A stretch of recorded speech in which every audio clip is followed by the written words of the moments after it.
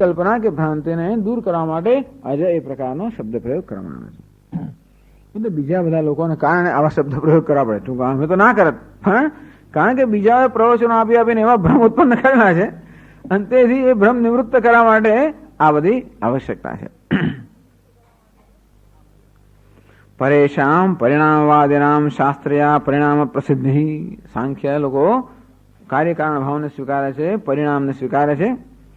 કામ અપેક્ષ તન નિષેધેન યહ અજહિતિ આત્મા ઉક્ત, એનો નિષેધ કરવા માટે અજય જેને કહેવામાં આવ્યો, સ સંવૃત્ય એવ યથઃ જાયતે, કઈ આત્મા માત્ર ભ્રાંતિથી જ જન્મે છે, ખરેખર જન્મતો નથી. અતશ્ચ પ્રતિયોગિનઃ જન્મનઃ સમૃદ્ધ સિદ્ધત્વાत् નિષેધ રૂપમ અજત્વમપી તાદૃગેવ ઇત્યર્થ. ટૂંકમાં અજય એ ખ્યાલ પણ શું છે? જન્મ એ ખ્યાલને નો વિરોધી ખ્યાલ છે. પેલો ભ્રાંતિ રૂપ હોવાના કારણે આ ખ્યાલ પણ એ જ કક્ષાનો છે. અજત્વાદિ વ્યવહારોપલક્ષિત સ્વરૂપસ્ય અકલ્પિતત્વ. પરંતુ અજય એમ જેને માટે કહેવામાં આવે છે, અજય શબ્દ પ્રયોગ ભલે વ્યાવહારિક સ્તર પર છે, પણ અજય એ શબ્દથી જેનો નિર્દેશ કરવામાં છે, અર્થાત જેનો નિર્દેશ કરવામાં આવે છે, જે લક્ષિત કરવામાં આવે છે, એ કેવું છે? ઉપલક્ષિત સ્વરૂપસ્ય અકલ્પિતત્વ. પણ એ કલ્પિત નથી, આત્મા કલ્પિત નથી. અજય શબ્દ વડે જે લક્ષિત કરવામાં આવે છે એ કલ્પિત નથી, માત્ર અજય શબ્દ જ કલ્પિત છે. એ શબ્દ વડે એટલે કે પ્રતિબિંબ ભલે કલ્પિત હોય, પણ જેનું એ પ્રતિબિંબ છે બિંબ કલ્પિત નથી. વિશ્વમ દર્પણ દૃશ્યમાન નગરી તુલ્યમ. આમ સમગ્ર વિશ્વ દર્પણમાં દેખાતી નગરી સમાન છે. એ કેવું છે? દૃશ્ય છે, મિથ્યા છે, પણ એ પ્રતિબિંબ છે, મારે ક્યાંક સત્યતા હોવી જોઈએ. અંતે રીતે ભલે અજય એ શબ્દ પ્રયોગ મિથ્યા હોય, પણ એનાથી લક્ષિત આત્મા છે, કેવો છે? એ અકલ્પિત છે. તસ્ય કલ્પના અધિષ્ઠાનત્વાत्. એ આત્મા કેવો છે? બધી કલ્પનાઓનું અધિષ્ઠાન છે. જન્મ અને અજન્મ એ બંને કલ્પનાનું અધિષ્ઠાન. જન્મ અજન્મ આ બધી કલ્પનાનું અધિષ્ઠાન જે આત્મા છે એ કેવો છે? અકલ્પિત છે. ન છે કલ્પિતસ્ય શાસ્ત્રાદેહ અકલ્પિતેન પ્રમિત હેતુત્વમ પ્રતિબિંબાદૌ બિંબાદિ પ્રતિબિંબ હેતુત્વસ્ય સંપ્રતિપન્નત્વાદિ દ્રષ્ટવ્યમ. તો કે ભલે શાસ્ત્ર કલ્પિત રહ્યા છતાં પણ અકલ્પિત પદાર્થનો એ જ્ઞાનનો હેતુ બની શકે. જેમ પ્રતિબિંબ કલ્પિત છે છતાં પણ અકલ્પિત બિંબના જ્ઞાનનો હેતુ બની શકે, અને તે રીતે શાસ્ત્ર ભલે કલ્પિત હોય તો પણ એ અકલ્પિત કે કલ્પના રહિત આત્માના જ્ઞાનનો હેતુ બની શકે. અને તેથી શાસ્ત્ર એમાં જન્મતા શબ્દ પ્રયોગ ભલે કલ્પના સ્તર પર હોય, પરંતુ એનાથી લક્ષિત આત્મા એ સર્વ કલ્પનાનું અધિષ્ઠાન છે, સ્વયં અકલ્પિત છે. એટલે અજય શબ્દનો નિષેધ કરીને તમે આત્માનો નિષેધ ના કરી નાખશો. અજય શબ્દનો નિષેધ થાય છે કે એ કદાચ કોઈ ખ્યાલ જન્માવે એનો નિષેધ થાય છે, પરંતુ એ બધા ખ્યાલનું અધિષ્ઠાન એ આત્મ તત્વ કેવું છે? અકલ્પિત છે. નનુ જ્ઞાનસ્ય કલ્પિત શાસ્ત્રાદિજન્યત્વે મિથ્યાત્વાત ન અપુનરાવૃત્તિ ફલ સાધનત્વમ. ઓહો, તમારું આ જ્ઞાન છે કલ્પિત શાસ્ત્રાદિજન્યત્વે. આ જ્ઞાન જે જન્મ્યું, આત્મજ્ઞાન, એ શેને કારણે જન્મ્યું? આ શાસ્ત્ર, શાસ્ત્રા, શિષ્ય એ બધા વ્યવહારને કારણે જન્મ્યું. આ જે વ્યવહાર છે એ ખરેખર જ્ઞાન જન્માવે છે. આ વ્યવહાર કયો છે? કલ્પિત વ્યવહાર છે. તો આ વ્યવહાર બધો કલ્પિત હોય તો એને જન્મેલું જ્ઞાનમાં કેવું છે? એ પણ મિથ્યા જ છે. અને તો એવું મિથ્યા જ્ઞાન જે છે એ કેવી રીતે માણસો મોક્ષ અપાવી શકે? પ્રશ્ન છે. જ્ઞાનસ્ય કલ્પિત શાસ્ત્રાદિજન્યત્વે. આ જ્ઞાન શાસ્ત્ર વગેરે જે કલ્પિત એનાથી જન્મેલું જ્ઞાન મિથ્યાત્વાદ, એ પણ કેવું છે? મિથ્યા છે. ન અપુનરાવૃત્તિ ફલ સાધનત્વમ. અંતેથી એ જ્ઞાન અપુનરાવૃત્તિ એટલે ફરી સંસારમાં જન્મ ન લેવો પડે, એને શું કહે? અપુનરાવૃત્તિ. યસ્મિન ગતાન નિવર્તંતિ ભૂય. જ્યાં ગયા ક્યારે પાછા ન આવતા શું કહે? અપુનરાવૃત્તિ. એનું નામ મોક્ષ. તો આ જ્ઞાન જ્યાં કલ્પિત સાધનોથી ઉત્પન્ન થયું એ પોતામાં મિથ્યા હોવાને કારણે કેવી રીતે મોક્ષ પ્રાપ્ત કરાવી શકે? તો હવે શું કહ્યું? જ્ઞાન થાય શેનાથી થાય? આ શાસ્ત્ર, શાસ્ત્રા વગેરે વ્યવહારથી. એ વ્યવહાર પણ છેવટે એનો પણ નિષેધ થઈ ગયા. વ્યવહારમાં કયો છે? કલ્પિત છે, એ કહેવામાં આવ્યું. એમાંથી જન્મેલા શબ્દો એનો પણ છેવટે નિષેધ થઈ જાય. આગળ શબ્દ પોતાનું સંપૂર્ણ સમર્પણ કરે ત્યારે જ પેલું જ્ઞાન થાય. હવે એ જે જ્ઞાન આવા કલ્પિત સાધનોથી જન્મ્યું એ કેમ મોક્ષ પ્રાપ્ત કરાવી શકે? એ પ્રશ્ન કરે, એનો ઉત્તર આવે છે અભૂત. અભૂત અભૂતાભિનિવેશોસ્તે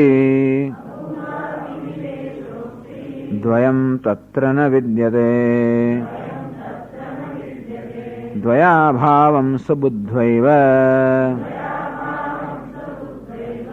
નિર્નિમિત્તો ન જાયતે. અભૂત અભિનિવેશ અસ્તિ. અભૂત અભિનિવેશોસ્તિ દ્વયમ તત્ર વિદ્યતે. અભૂત જે છે જ નહીં ખરેખર, એને માટેની આ બધા અભિનિવેશ એ લોકોના પેલા આ જગતને સત્ય માનવાના કે જન્મને સત્ય માનવાના સંસ્કાર અભિનિવેશ અત્યંત દ્રઢ થઈ ગયા છે. બસ એટલા પૂરતું દ્વૈત છે. એવું પણ નથી કે કોઈ મિથ્યા જે દ્વૈત છે એનો નિષેધ કરવામાં આવે છે. અભૂત અભિનિવેશ અસ્તિ. વાસ્તવમાં દ્વયમ તત્ર ન વિદ્યતે. અને વાસ્તવમાં દ્વૈત છે જ નહીં. ટૂંકમાં જ્યારે દ્વૈત માનવામાં આવે છે ત્યારે પણ દ્વૈત નથી. જ્યારે બંધન માનવામાં આવે ત્યારે પણ બંધન નથી. જો હોત તો તકલીફ થાત, અર્થાત બંધન હોત અને એનું નિવારણ જો જ્ઞાન થતું હોત તો કદાચ કહેવાત કે મિથ્યા જ્ઞાન સત્ય બંધનનું નિવારણ કેમ કરી શકે? બંધન વાસ્તવમાં છે જ નહીં. અંદર આ જ્ઞાન છે નિવારણ કરે છે, માત્ર ભ્રમનું જ નિવારણ કરે છે. દ્વયાભાવં સુબુદ્ધૈવ નિર્નિમિત્તો ન જાયતે. અંતેથી આ વિદ્વાન દ્વય અભાવમ, આ દ્વૈતના અભાવને જાણીને પછી જન્મવાનું કોઈ નિમિત્ત ન હોવાને કારણે એનો ફરી જન્મ થતો નથી. ટૂંકમાં આ જ્ઞાન મોક્ષ અનિવૃત્તિરૂપ મોક્ષ પ્રાપ્ત કરાવી શકે છે. કહે છે આનંદગીરી, યદિ દ્વિતીય સંસાર સત્ય સ્યાદ. આ સંસાર જે દ્વિતીય છે અર્થાત દ્વૈત રૂપ છે, જો ખરેખર સત્ય હોત. દ્વિતીય હૈ, દ્વિતીય એટલે અદ્વિતીય આત્મા અપેક્ષા અદ્વિતીય હૈ. આત્માની અપેક્ષા આ બીજો સંસાર જેને માનવામાં આવે છે આત્મા કરતા ભિન્ન, એ ખરેખર સત્ય હોત. તદા તન્નિવૃત્તે સાધના આપી વસ્તુભૂતમ અભિધીયત. એ સંસાર સત્ય હોત તો એ સત્ય સંસારને નિવૃત્ત કરવાનું સાધનમાં સત્ય હોવાની આવશ્યકતા હોત. મિથ્યાભિનિવેશ માત્રસ્ય તો મિથ્યાઓપાય જન્યેનાભિ જ્ઞાનેન વસ્તુનિષ્ઠેન નિવૃત્તિ સિદ્ધતિ. પણ આ સંસાર કેવો છે? એ પણ મિથ્યા છે. મિથ્યા અભિનિવેશ માત્રસ્ય. આ મિથ્યામાં અભિનિવેશ, જે વાસ્તવમાં મિથ્યા છે અને સત્ય માનવું, આ પ્રકારનો આગ્રહ બીજું કઈ નથી. સંસાર શું છે? જે વાસ્તવમાં મિથ્યા છે એને સત્ય માનવું, એ પ્રકારના આગ્રહ, એનું નામ સંસાર. અભિનિવેશ એટલે આગ્રહ. મિથ્યા અભિનિવેશ, અભૂત અભિનિવેશ, જેનો જન્મ થયો જ નથી, જે છે જ નહીં, એને સત્ય માનવું, એ પ્રકારનો આગ્રહ, એટલો જ સંસાર છે. મિથ્યા અભિનિવેશ માત્રસ્ય સંસારસ્ય તો મિથ્યા ઉપાય જન્યેનાભિ જ્ઞાનેન. અંતેથી આ મિથ્યા ઉપાય જન્મેલું જ્ઞાન પણ આ પ્રકારના મિથ્યા અભિનિવેશને દૂર કરી શકે. ટૂંકમાં મેં કહ્યું એ પ્રમાણે આ અંધકારને દૂર કરવા માટે એ જ સત્તાવાળો પ્રકાશ જોઈએ. અંતે રીતે આ ભ્રમ જે છે એને દૂર કરવા માટે જ્ઞાન પણ એ જ કક્ષાનું જોઈએ. ટૂંકમાં મોક્ષ કોઈ પ્રાપ્ત થતો નથી, માત્ર ભ્રમ છે નિવૃત્ત થાય છે. મોક્ષ ક્યાં है? नित्य सिद्ध. जो नित्य सिद्ध है, जैसे कंठमणि, उसको सिद्ध करने की कोई आवश्यकता नहीं है. એટલે મોક્ષ કેવો છે? નિત્ય સિદ્ધ છે. તો કંઠમણિ મળ્યો, મિલ ગયા, એ કેવો થાય? ખાલી જ્ઞાનથી થાય કે આ કંઠમણિ મળી ગયો. તે રીતે માત્ર ભ્રમની નિવૃત્તિ થઈ છે, કશું મળ્યું નથી. જો કંઠમણિ મળ્યો હોત ક્યારે કે મળ્યો કહેવાય, ભલે આપણે મળ્યો એમ શબ્દ પ્રયોગ કરીએ, મિલ ગયા કહીએ, પણ ખરેખર મળ્યો નથી હોતો. ખરેખર તો મને જ્ઞાન થયું એમ કહેવાય. એ છે એનું જ્ઞાન, મળી ગયા એમ કહીએ આપણે, પણ ખરેખર શું થાય છે? ત્યાં માત્ર કંઠમણિ ક્યારેય પણ ખોવાઈ નહોતો ગયો, તો સદા હતો, એ માત્ર જ્ઞાન જ થાય છે. એ જ્ઞાન આને જે અવરોધ હતો એ માત્ર પેલાથી દૂર થાય છે શબ્દથી, એટલું જ. વસ્તુનિષ્ઠેન જ્ઞાનેન નિવૃત્તિ સિદ્ધતિ. અંતેથી એવા ભ્રમની નિવૃત્તિ આ જ્ઞાન કરી શકે કે મોક્ષ અપાવતું નથી. આ જ્ઞાન મોક્ષ અપાવતું નથી. આ જ્ઞાન શું કરે છે? માત્ર મિથ્યા ભ્રમની અથવા મિથ્યા સંસારની નિવૃત્તિ કરે છે, એટલું કરી શકે. આ મિથ્યા વ્યવસ્થામાંથી જન્મેલું જ્ઞાન મિથ્યા ભ્રમની નિવૃત્તિ કરવા માટે ક્ષમતા ધરાવે છે. ભલે સત્યની પ્રાપ્તિ કરવાની ક્ષમતા ના ધરાવતો હોય, પણ મિથ્યા ભ્રમની નિવૃત્તિ કરવાની ક્ષમતા ધરાવે છે. અને સત્ય તો છે જ, માટે પ્રાપ્ત કરવાની વસ્તુ નથી. નિત્ય પ્રાપ્ત છે પ્રાપ્તિ. એ કહે છે યસ્માદ. ભાષ્યકાર કહે છે યસ્માદ અસદ્વૈત વિષય તસ્માદ અસત્યભૂતે દ્વૈતે અભિનિવેશોસ્તિ કેવલમ અભિનિવેશ આગ્રહ માત્રમ. યસ્માત અસદ્વૈત વિષય. આ દ્વૈત વિષય કેવો છે? અસદ્વૈત વિષય. આ સંસાર કેવો છે? આ જે વસ્તુ વાસ્તવમાં છે જ નહીં, અસદ્વૈત, દ્વૈત જે વાસ્તવમાં છે નહીં એ જ વિષય, એ જ સંસાર છે. તસ્માત અસત્યભૂતે દ્વૈતે મિથ્યાભૂતે દ્વૈતે. દ્વૈત જે વાસ્તવમાં મિથ્યાભૂત છે, મિથ્યા સ્વરૂપ છે, એમાં અભિનિવેશ છે માણસોનો. એટલે આ દ્વૈતને મિથ્યાને મિથ્યા ન જાણવાના કારણે એને સત્ય માનવામાં આવે છે અને એ સત્ય છે એ પ્રકારનો આગ્રહ સેવામાં આવે છે. આ જતું કેમ નથી? આટલા બધા કહેવાથી નથી જતું. આમ આપણે હલાવ કરે છે, ખંખેરા કરે, બહુ કરે છે, અને છતાં કેમ નથી જતું? એકદમ દ્રઢ થઈ ગયો છે. શું દ્રઢ થઈ ગયો છે? આગ્રહ. કેવો આગ્રહ? હું જીવ છું, દુઃખી છું, બસ આગ્રહ દ્રઢ છે. એ છોડવા નહીં માંગતો.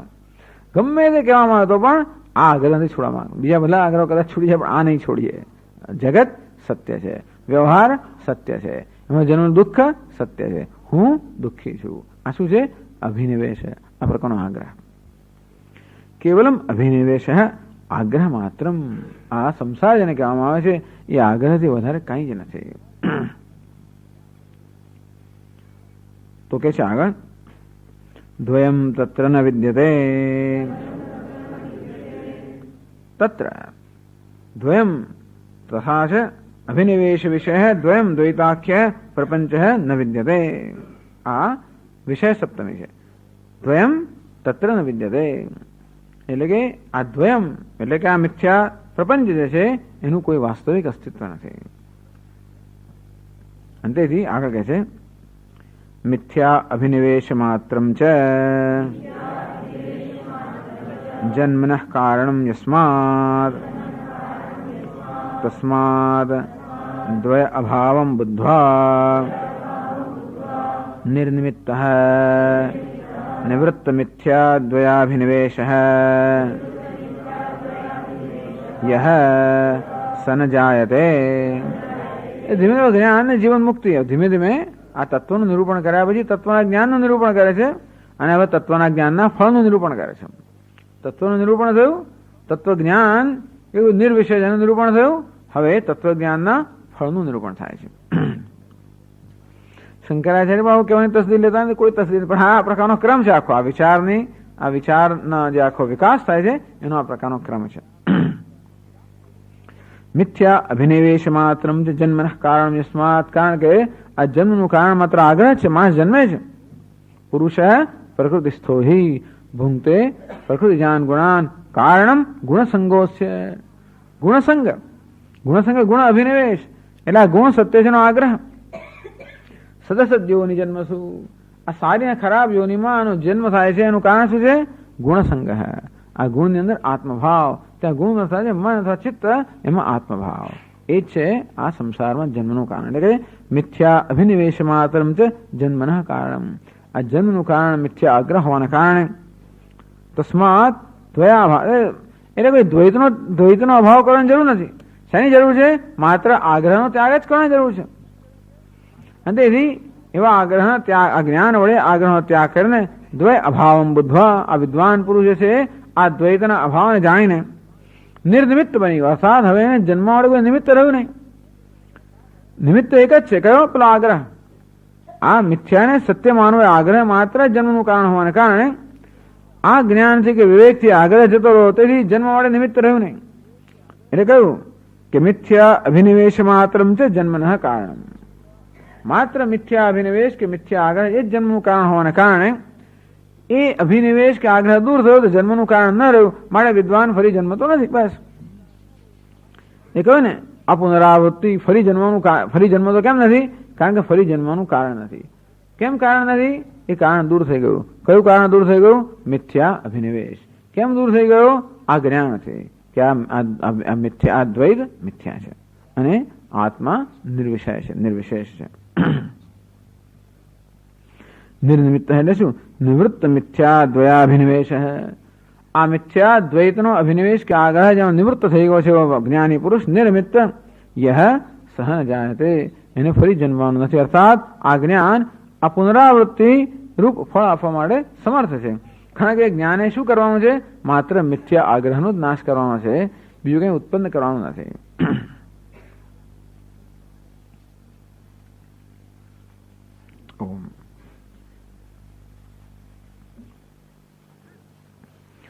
ઓમ પૂર્ણમદઃ પૂર્ણમિદં પૂર્ણાત પૂર્ણમુદચ્યતે પૂર્ણસ્ય પૂર્ણમાદાય પૂર્ણમેવાવશિષ્યતે. ઓમ શાંતિ શાંતિ શાંતિ. શંકરં શંકરાચાર્યં કેશવં બાદરાયણં सूत्रभाष्यकृतौ वन्दे भगवन्तौ पुनः पुनः. ईश्वरो गुरुरात्मेति मूर्तिभेदविभागिने व्योमवद्व्याप्तदेहाय दक्षिणामूर्तये नमः. ॐ शान्ति शान्ति शान्तिः. हरिः ॐ श्री गुरुभ्यो नमः. हरिः ॐ. प्रज्ञानां शुप्रतानैः स्थिरचरनिकरव्यापिभिर्व्याप्य लोकान् भुक्त्वा भोगांस्तविष्ठान् पुनरपि धिषणोत् भासितान् कामजन्यान् पीत्वा सर्वान् विशेषान् स्वपिति मधुरभुक् मायया भोजयन्नः. मायासङ्ख्यातुरीयं परममृतमजम् ब्रह्म यत्तन्नतोऽस्मि. यो विश्वात्मा विधिजविषया प्राश्य भोगान् स्थविष्टान् पश्चाच्चान्यान् स्वमतिविभवान् स्वेन सूक्ष्मान् सर्वानेतान् पुनरपि शनैः स्वात्मनि स्थापयित्वा हित्वा सर्वान् विशेषान् विगतगुणगणः पात्वसौनस्तुरीयः. अभूताभिनिवेशोऽस्ति द्वयं तत्र न विद्यते द्वयाभावं सुबुद्ध्वैव निर्निमित्तो न जायते. ज्ञानस्य कल्पितशास्त्रादिजन्यत्वे मिथ्यात्वात् न अपुनरावृत्ति फल साधनत्वम. प्रश्न थयो કે શાસ્ત્રા શિષ્ય આ બધું પણ જો સંવૃત્તિ અર્થાત અજ્ઞાનથી જ કલ્પિત હોય, આ બધાની પણ સત્યતા વ્યાવહારિક સત્યથી વધારે કંઈ ન હોય, તો આ શાસ્ત્રથી પ્રતિપાદિત થતું જ્ઞાન એ પણ એ જ કક્ષાનું હોવાનું. અને તો પછી એ પ્રકારના જ્ઞાનથી અપુનરાવૃત્તિ રૂપ જે મોક્ષ છે કેમ પ્રાપ્ત થઈ શકે? અર્થાત માત્ર વ્યાવહારિક સ્તરનું આ જે જ્ઞાન છે એ પારમાર્થિક તત્વ કેમ પ્રાપ્ત કરાવી શકે? તો કહે છે અભૂત અભિનિવેશોસ્તિ. જે અજ્ઞાન એમાંથી જન્મેલો આ દ્વૈત એ અભિનિવેશ આગ્રહથી વધારે કાંઈ જ નથી. અભૂત જે વાસ્તવમાં છે જ નહીં, જે દ્વૈત વાસ્તવમાં છે જ નહીં, સંસાર કે જીવ ભાવ વાસ્તવમાં છે જ નહીં, એનો અભિનિવેશ, એમાં તીવ્ર આસક્તિ, એનો આગ્રહ કે હું જીવ છું, સંસારી છું, આ દ્વૈત સત્ય છે. બસ આનું નામ સંસાર. આ જ માત્ર અપુનરાવૃત્તિ. આ પુનરાવૃત્તિ અર્થાત ફરી જન્મ ન લેવો, સંસાર મુક્ત થવું, આ મોક્ષમાં એક જ અવરોધ છે, અભૂત અભિનિવેશ. જે છે નહીં એ છે, સત્ય છે, એ પ્રકારનો આગ્રહ એકમાત્ર મોક્ષમાં અવરોધરૂપ છે. કારણ કે તત્વ અજમ છે. દ્વયમ તત્ર ન વિદ્યતે. વાસ્તવમાં જો દ્વયમ હોત, દ્વૈત હોત, તો એને દૂર કરવાનો અથવા તો એ પ્રશ્ન રહ્યો હોત દ્વયમ તત્ર ન વિદ્યતે, વાસ્તવમાં તત્ર અર્થાત તત્વમાં દ્વૈત છે જ નહીં, સંસાર છે જ નહીં. અંત અને પરિચ્છિન્નતા કે મર્યાદા એ કોઈ છે જ નહીં. દ્વયાભાવમ સુબુદ્ધૈવ, તેથી વિદ્વાને આ એક જ જાણવાનું છે, દ્વૈતમ તત્ર ન વિદ્યતે, કે વાસ્તવમાં દ્વૈત છે જ નહીં. દ્વય અભાવમ બુદ્ધવા, આ દ્વૈતના અભાવને જાણવાનો છે. અદ્વૈતને જાણવાનું છે એના કરતા પણ દ્વૈતના અભાવને જાણવાનું છે. અર્થાત અદ્વૈત વાસ્તવમાં છે જ નહીં, બસ એ જાણવાનું છે. નિર્નિમિત્તો ન જાયતે, જે દ્વૈત છે જ નહીં તો દ્વૈતનો આગ્રહ ન હોય. એ દ્વૈતનો આગ્રહ ન હોય તો આ મોક્ષમાં એકમાત્ર અવરોધ એ પણ જતો રહે છે. નિર્નિમિત્તો ન જાયતે, પછી જન્મ માટે કોઈ નિમિત્ત ન હોવાને કારણે આ વિદ્વાન કેવો બન્યો? નિર્નિમિત્ત. નિવૃત્ત મિથ્યાદ્વય અભિનિવેશ નિર્નિમિત્ત. આ મિથ્યાદ્વય અભિનિવેશ, આ દ્વૈત જે મિથ્યા છે એમાં અભિનિવેશ, એની સત્યતાનો આગ્રહ એ નિમિત્ત છે જન્મ માટે. નિર્નિમિત્ત એ પ્રકારના આગ્રહરૂપી નિમિત્ત જેમાંથી દૂર થઈ ગયું છે આ વિદ્વાન નિર્નિમિત્ત ન જાયતે, એને ફરી જન્મવાનું હોતું નથી. આગળ હવે 76મા શ્લોકમાં કહે નિર્નિમિત્તો ન જાયતે ઉત્તમ. આજે કહ્યું નિર્નિમિત્ત, કોઈ નિમિત્ત ન રહેવાને કારણે ફરી જન્મતો નથી. એ કહેવામાં આવ્યું તદેતત પ્રપંચયતિ, જન્મ નિમિત્ત અભાવતઃ જન્મરાહિત્યમ. ટૂંકમાં જન્મનું જે નિમિત્ત છે, જે નિમિત્ત જન્મ આપે છે, નિમિત્ત જતું રહે તો પછી જન્મ રહેતો નથી. એ કેવી રીતે?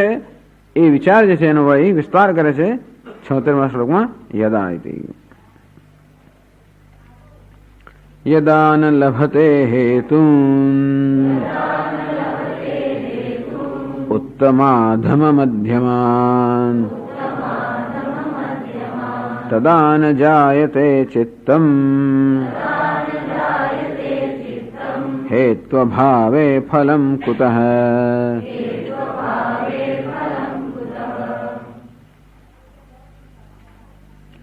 યદા ન લભતે હેતુન, હેતુ, હેતુ નિમિત્ત એટલે કારણ.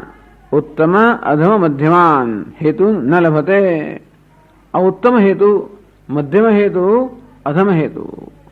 ઉત્તમ યોનિમાં જન્મ લેવાનો હેતુ, મધ્યમ યોનિમાં જન્મ લેવાનો હેતુ. જન્મ 3 પ્રકારનો હોય, ઉત્તમ યોનિમાં, મધ્યમ યોનિમાં અને અધમ યોનિમાં. બસ તો આ રીતે આવી યોનિઓમાં જન્મ લેવાનો જે હેતુ છે, યદા ન લભતે, એ હેતુ જ્યારે આ વિદ્વાન પ્રાપ્ત કરતો નથી.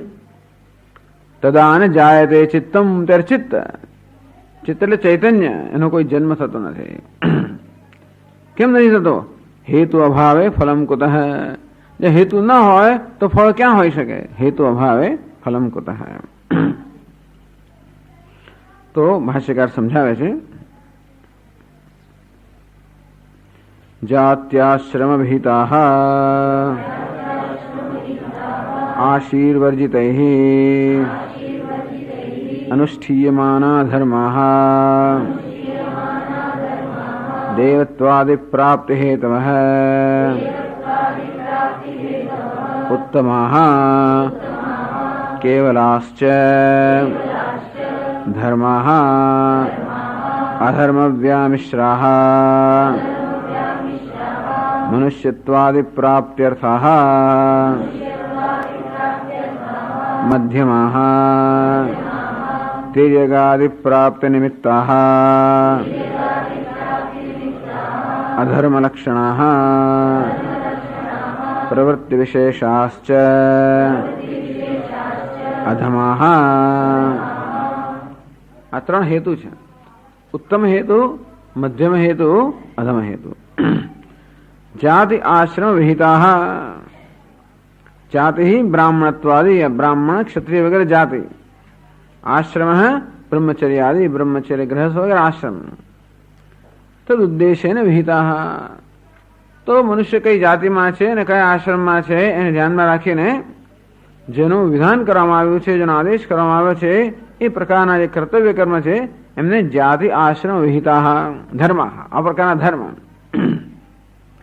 આશીર્વર્જિતૈઃ અનુષ્ઠીયમાનાઃ, આ ધર્મ ને સત્કર્મ, અહીં કર્તવ્ય રૂપી સત્કર્મ જે પ્રત્યેક મનુષ્યને ની જાતિ અને આશ્રમને ધ્યાનમાં રાખીને જેના માટેનું વિધાન કરવામાં આવ્યું છે, આદેશ કરવામાં આવ્યો છે, એવા અનુષ્ઠીયમાના ધર્મા, આવા જે ધર્મ એટલે સત્કર્મ અનુષ્ઠાન કરવામાં આવે, આશીર્વર્જિત નિષ્કામ, આશા આશી એટલે પણ કામનાઓ, આશીર્વર્જિત કોઈ પ્રકારની કામના વગર આ પ્રકારના કર્તવ્ય કર્મનું, નિત્ય નિયમિત કર્તવ્ય કર્મનું કોઈ પ્રકારની કામના વગર જ્યારે અનુષ્ઠાન કરવામાં આવે, દેવત્વાદિ પ્રાપ્ત હેતુ, આ પ્રકારની ધર્મ છે, ધર્મની પણ કક્ષાઓ છે. આ પ્રકારનો ધર્મ અર્થાત સત્કર્મ જેમાં કોઈ પ્રકારના ફળની કે વળતરની અપેક્ષા નથી, દેવત્વાદિ પ્રાપ્ત હેતુ, દેવ વગેરે યોનિઓ જે છે પ્રાપ્ત કરવાના જે કારણભૂત છે, ઉત્તમાહ નિમિત્ત નિમિત્ત ઉત્તમાહ નિમિત્ત, આ બધા ઉત્તમ નિમિત્ત છે કે ઉત્તમાહ હેતુ, ઉત્તમ હેતુઓ છે.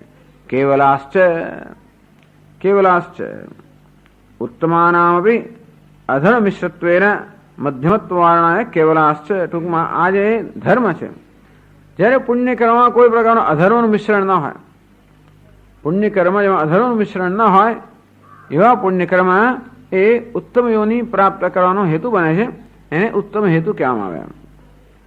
દેવત્વાદિ પ્રાપ્ત હેતુ, આ દેવ યોનિ અનેક પ્રકારની ઉત્તમ યોનિ પ્રાપ્ત કરવાના હેતુ જે છે, હેતુભૂત જે આ ઉત્તમ કર્મ છે એને ઉત્તમ હેતુ કહેવામાં આવે. એ જ વળી ધર્મ અધર્મ વ્યામિશ્રાહ, એ જ ધર્મ જ્યારે અધર્મથી મિશ્રિત થયેલા હોય, મનુષ્યત્વાદિ પ્રાપ્ત્યર્થ, જે મધ્યમ યોનિને પ્રાપ્ત કરવાનો હેતુભૂત હોય, અર્થાત મનુષ્ય વગેરે, મનુષ્યત્વાદિ આદિ પાછા મનુષ્યત્વાદિ, હા એ તો આનંદગીરી પણ કહે છે આદિ, મનુષ્ય ઇતિ આદિ શબ્દેન મધ્યમ યોનય ગૃહ્યંતે, ગવાદ યોનય, તો પશુનામ ઉત્તમાહ ગ્રાહ્યઃ, મનુષ્યત્વાદિ આ મધ્યમ યોનિ છે, એટલે ગાય વગેરે પણ મધ્યમ યોનિમાં આવી જાય.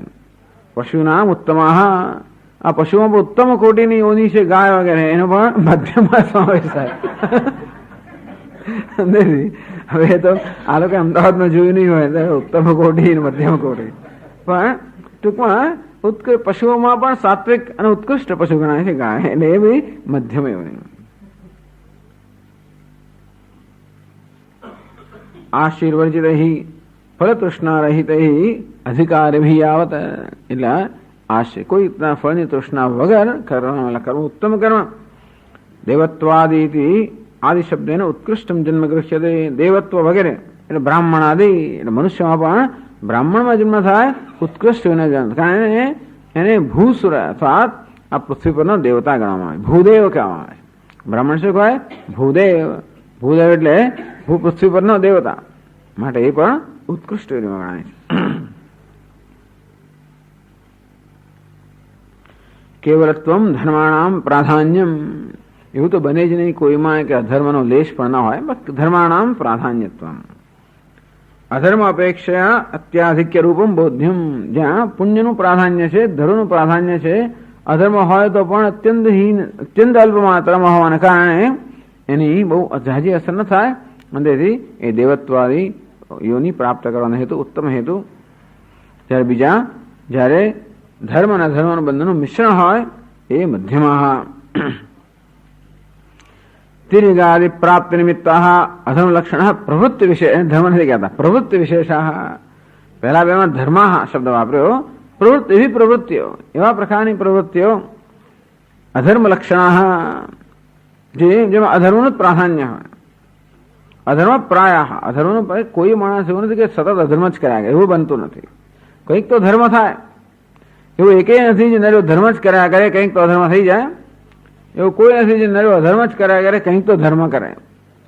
કશું એના દીકરા કોઈક ને તો કંઈક સત્કર્મ કરે, કોઈકના માટે કરે, એના નજીકમાં નજીકના કોઈ માટે કરે, ક્યારેક કરે, રોજ ના કરે તો પણ એમ કરીને ક્યાંક તો ધર્મ આવી જાય. એટલે પણ અધર્મનું પ્રાધાન્ય જેના જીવનમાં છે એ લોકો આ તિર્યગાદિ પ્રાપ્ત નિમિત્તા, તિર્યગાદિ આદિ શબ્દેના અધમમ જન્મ સંગ્રહ્યતે ચાંડાલ દેહે, મનુષ્યમાં પણ ચાંડાલ વગેરે જન્મ કે તિર્યગ અર્થાત પશુ વગેરેનો જન્મ પ્રાપ્ત થયો, આ અધમયોની પ્રાપ્તિના હેતુ છે.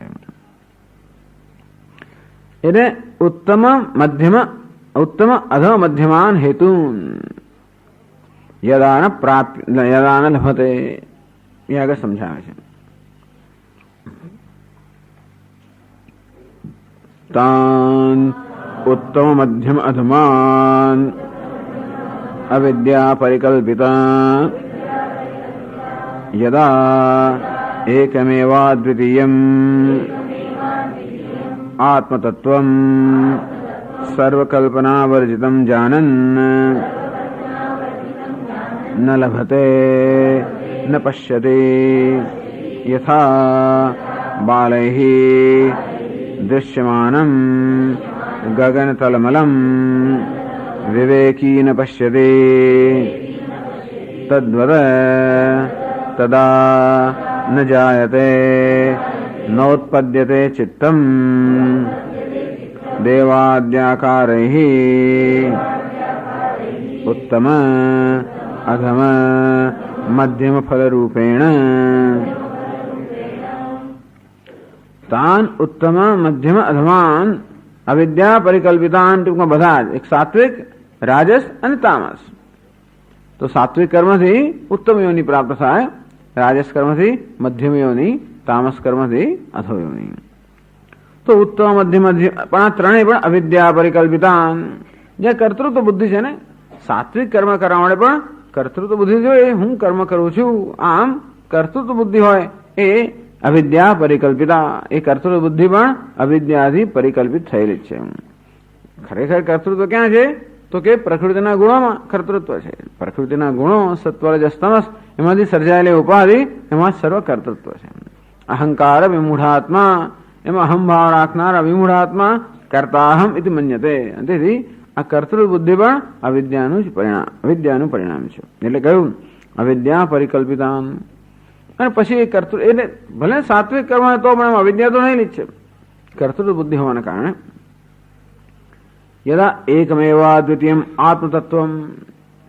એવું ખરું કે જે તામસ વૃત્તિ છે એના પર વિજય પ્રાપ્ત કરવા માટે કે એમાંથી મુક્ત થવા માટે રાજસ વૃત્તિ કેળવીએ.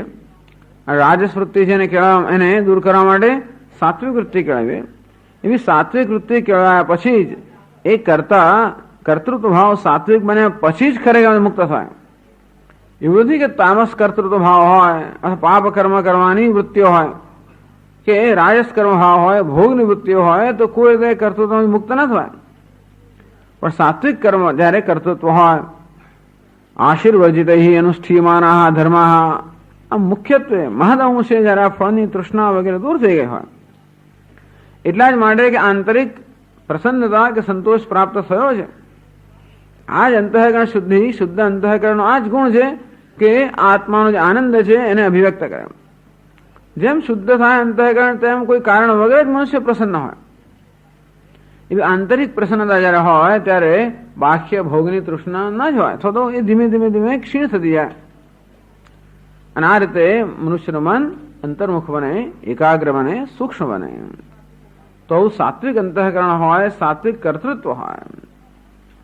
મમો એવો અભિમાન ના હોય કે હું કરી રહ્યો છું, હું કોણ છું, હું તો ઈશ્વરનો સેવક છું, નિમિત્ત છું. નિમિત્ત માત્રમ ભવસદ્ય સાચન.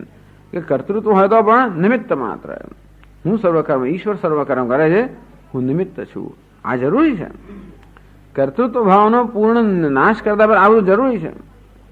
પહેલા કર્તૃત્વ ભાવનો કેમ નાશ કરવો એટલે ધીમે ધીમે કેમ એને ક્ષીણ કરવો એની યોજના તો ભગવાન બતાવે છે કે પહેલા કેમ કર્મફળની આસક્તિનો ત્યાગ કરો, પછી કર્મની આસક્તિનો ત્યાગ કરો, પછી છેવટે કર્તૃત્વનો ત્યાગ. આ રીતે એકમેવ દ્વિતીયમ આત્મતત્વમ સર્વકલ્પનાવર્જિતમ જાનન. અને આત્મતત્વ અકર્તા કર્મણી અકર્મય પશ્યેત. આમ અકર્તૃ આત્મતત્વ એકમેવ દ્વિતીયમ. જે એક ને એ દ્વિતીયમાં ક્યાંય કર્તૃત્વ છે, નિર્વિકાર છે, કોઈ કર્તૃત્વ ભોક્તૃત્વ નથી. આત્મતત્વમ સર્વકલ્પનાવર્જિતમ. આ કર્તૃત્વ ભોક્તૃત્વમાં કલ્પનાઓ છે. હવે સર્વકલ્પનાનું અધિષ્ઠાન અને સર્વકલ્પનાથી મુક્ત એવું જે અકર્તા અભોક્તા આત્મતત્વ છે. તજ્જાનન. એને જયારે આત્મ સ્વરૂપે જાણવામાં આવે ન લભતે, પછી આ કોઈ હેતુને પ્રાપ્ત કરતો નથી. અર્થાત ઉત્તમ મધ્યમ અધમ હેતુને પ્રાપ્ત કરવાનું એક જ કારણ છે કર્તૃત્વ બુદ્ધિ. એ જયારે ન હોય એટલે જ્ઞાનથી એ દૂર થાય. સ્વામી હું કર્તૃત્વ બુદ્ધિ વગર કર્મ કરું છું એવું થાય જ નહીં. કર્મ કરતી વખતે હું અકર્તા છું એવું ધ્યાન ના થયું કે ના થાય, નહીં કર્મ જ ના થાય. કર્મ ત્યારે જ થાય જયારે કર્તૃત્વ બુદ્ધિ હોય. અને અકર્તા હું છું એ પણ કોઈ ક્રિયા કે એ કશું નથી કે હું છું આમ કઈ સાક્ષી છું મળ્યા કરતા છું. અકર્તા હું એ જ્ઞાનનું સ્વરૂપ છે. હા, એવા જ્ઞાનનો નિષ્ઠા હોય ત્યારે કર્મ કરતી વખતે પણ હું અકર્તા છું એ પ્રકારની નિષ્ઠા હોઈ શકે, પણ આ કર્મનો હું દ્રષ્ટા છું માટે અકર્તા છું એવું નથી. એમાં પણ કઈ કર્મ રહ્યું છે પાછું. આમ દ્રષ્ટા હોવા પણ સૂક્ષ્મ કર્મ રહેલું છે. એટલે કે અદ્વિતીય આત્મતત્વ સર્વકલ્પનાવર્જિતમ જાનન, એનું જ્ઞાન પ્રાપ્ત કરીને હેતુ ન લભતે, આ ઉત્તમ મધ્યમ હેતુને પ્રાપ્ત ન કરતો હોય, ન પશ્યતિ નિશ્ચય નહોતી કે આ હેતુ નથી એ પ્રકારનો નિશ્ચય થાય. કેવી રીતે થાય નિશ્ચય? યથા બાળ દૃશ્યમાનમ, જે કર્મ થઈ રહ્યું હોય તેને કેમ એવો હેતુ થાય કે કર્મ થઈ રહ્યું નથી? યથા બાળ દૃશ્યમાનમ ગગન તલમલમ, જેમ બાળકો એમ માનતા હોય કે આ ગગન કે આકાશ છે એનો કેવો જેનો આકાર છે, તલ અને મલ. તલ એટલે આકાશ, સરફેસ, અથવા તલ એટલે આ ગગનનો એક આકાર છે. તલત્વમ કટાહ આકારત્વમ, એ કઢાઈ છે મોટી, હશે મોટું કઢાઈ એવું છે ને આકાશ. તો કોઈ માને કે આકાશ આવું કઢાઈ આકારનું છે, કટાહ આકારનું છે. મલમ કોઈ એમ માને કે આકાશ નીલ છે અથવા તો આકાશ મલિન છે. એમ જે બાળકો અર્થાત જે અજ્ઞાની મનુષ્યો જે માને છે, વિવેકી ન પશ્યતિ, એ વિવેકીને પણ આંખોથી તેવું દેખાતું હોય પણ બુદ્ધિમાં ન પશ્યતિ. યદ્વત, જેમ આ બધું ગગન આ પ્રકારનું દેખાતો હોય છતાં પણ વિવેકી ગગનને એ રીતે જોતો નથી, તેમ સર્વ કર્મ થઈ રહ્યો હોય છતાં પણ આ જ્ઞાની પુરુષ આત્માને કરતા જોતો નથી. તદા ન જાયતે ચિત્તમ, તદા ન જાયતે ન ઉત્પન્નતે ચિત્તમ. પછી આ ચિત્ત અર્થાત ચૈતન્યને જન્મ લેવાનો કોઈ પ્રશ્ન રહેતો નથી. આમે નથી લેતું, પણ જન્મ કોણ લેતું હોય છે? આ ધર્માધર્મને કારણે આ સૂક્ષ્મ શરીર અનેક પ્રકારની યોનિમાં જન્મ લેતું હોય છે. પણ એમાં હમભાવને કારણે જાણે કે ચિત્ત પણ જન્મ ન લેતું હોય એવી જાતનો ભ્રમ છે. દેવાદિ આકાર ચિત્તમ ન જન્મતે ન જાયતે ન ઉત્પદ્યતે, મતલબ એ ફરી ચિત્ત જન્મતું નથી. ચિત્તનો જન્મ એટલે દેહની સાથેનું તાદાત્મ્ય, એ એનું જન્મ. ભિન્ન ભિન્ન પ્રકારના દેહ સાથે તાદાત્મ્ય, એ પ્રકારનો જન્મ. હવે ચિત્ત એટલે ચૈતન્ય પ્રાપ્ત કરતું નથી. દેવાદિ આકાર ઉત્તમ અધમ મધ્યમ ફલ રૂપેણ ન જાયતે.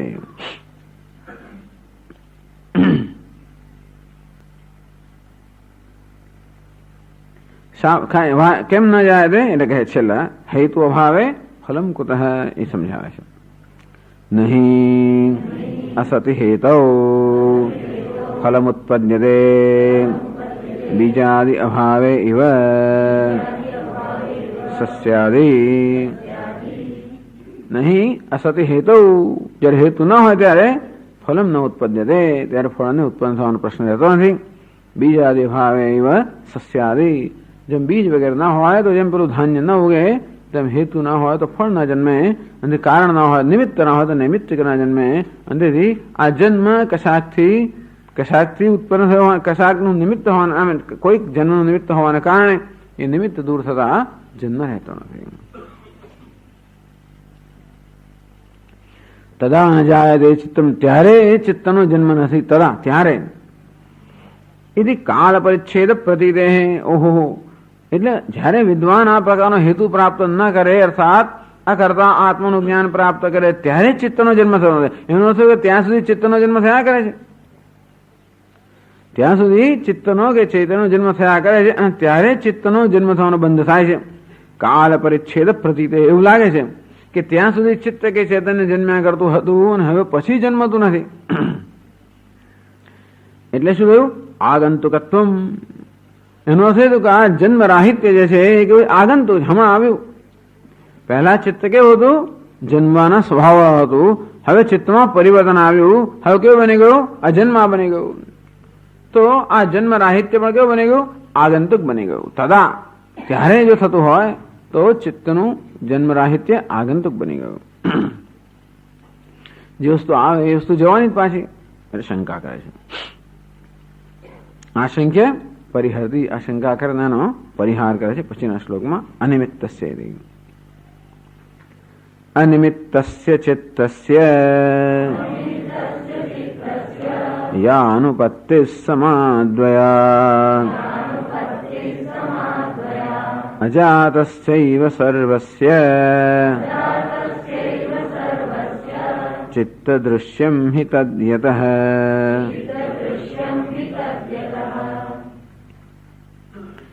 અનિમિત્તસ્ય ચિત્તસ્ય આ ચિત્ત અર્થાત ચેતન જ્યારે અનિમિત્ત બને કે નિમિત્ત રહિત બને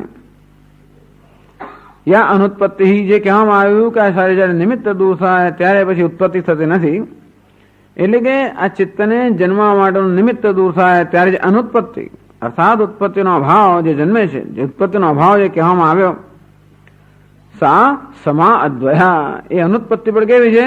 સમા નિર્વિશેષ છે, અદ્વયા અદ્વિતીય છે. કેમ એવું છે?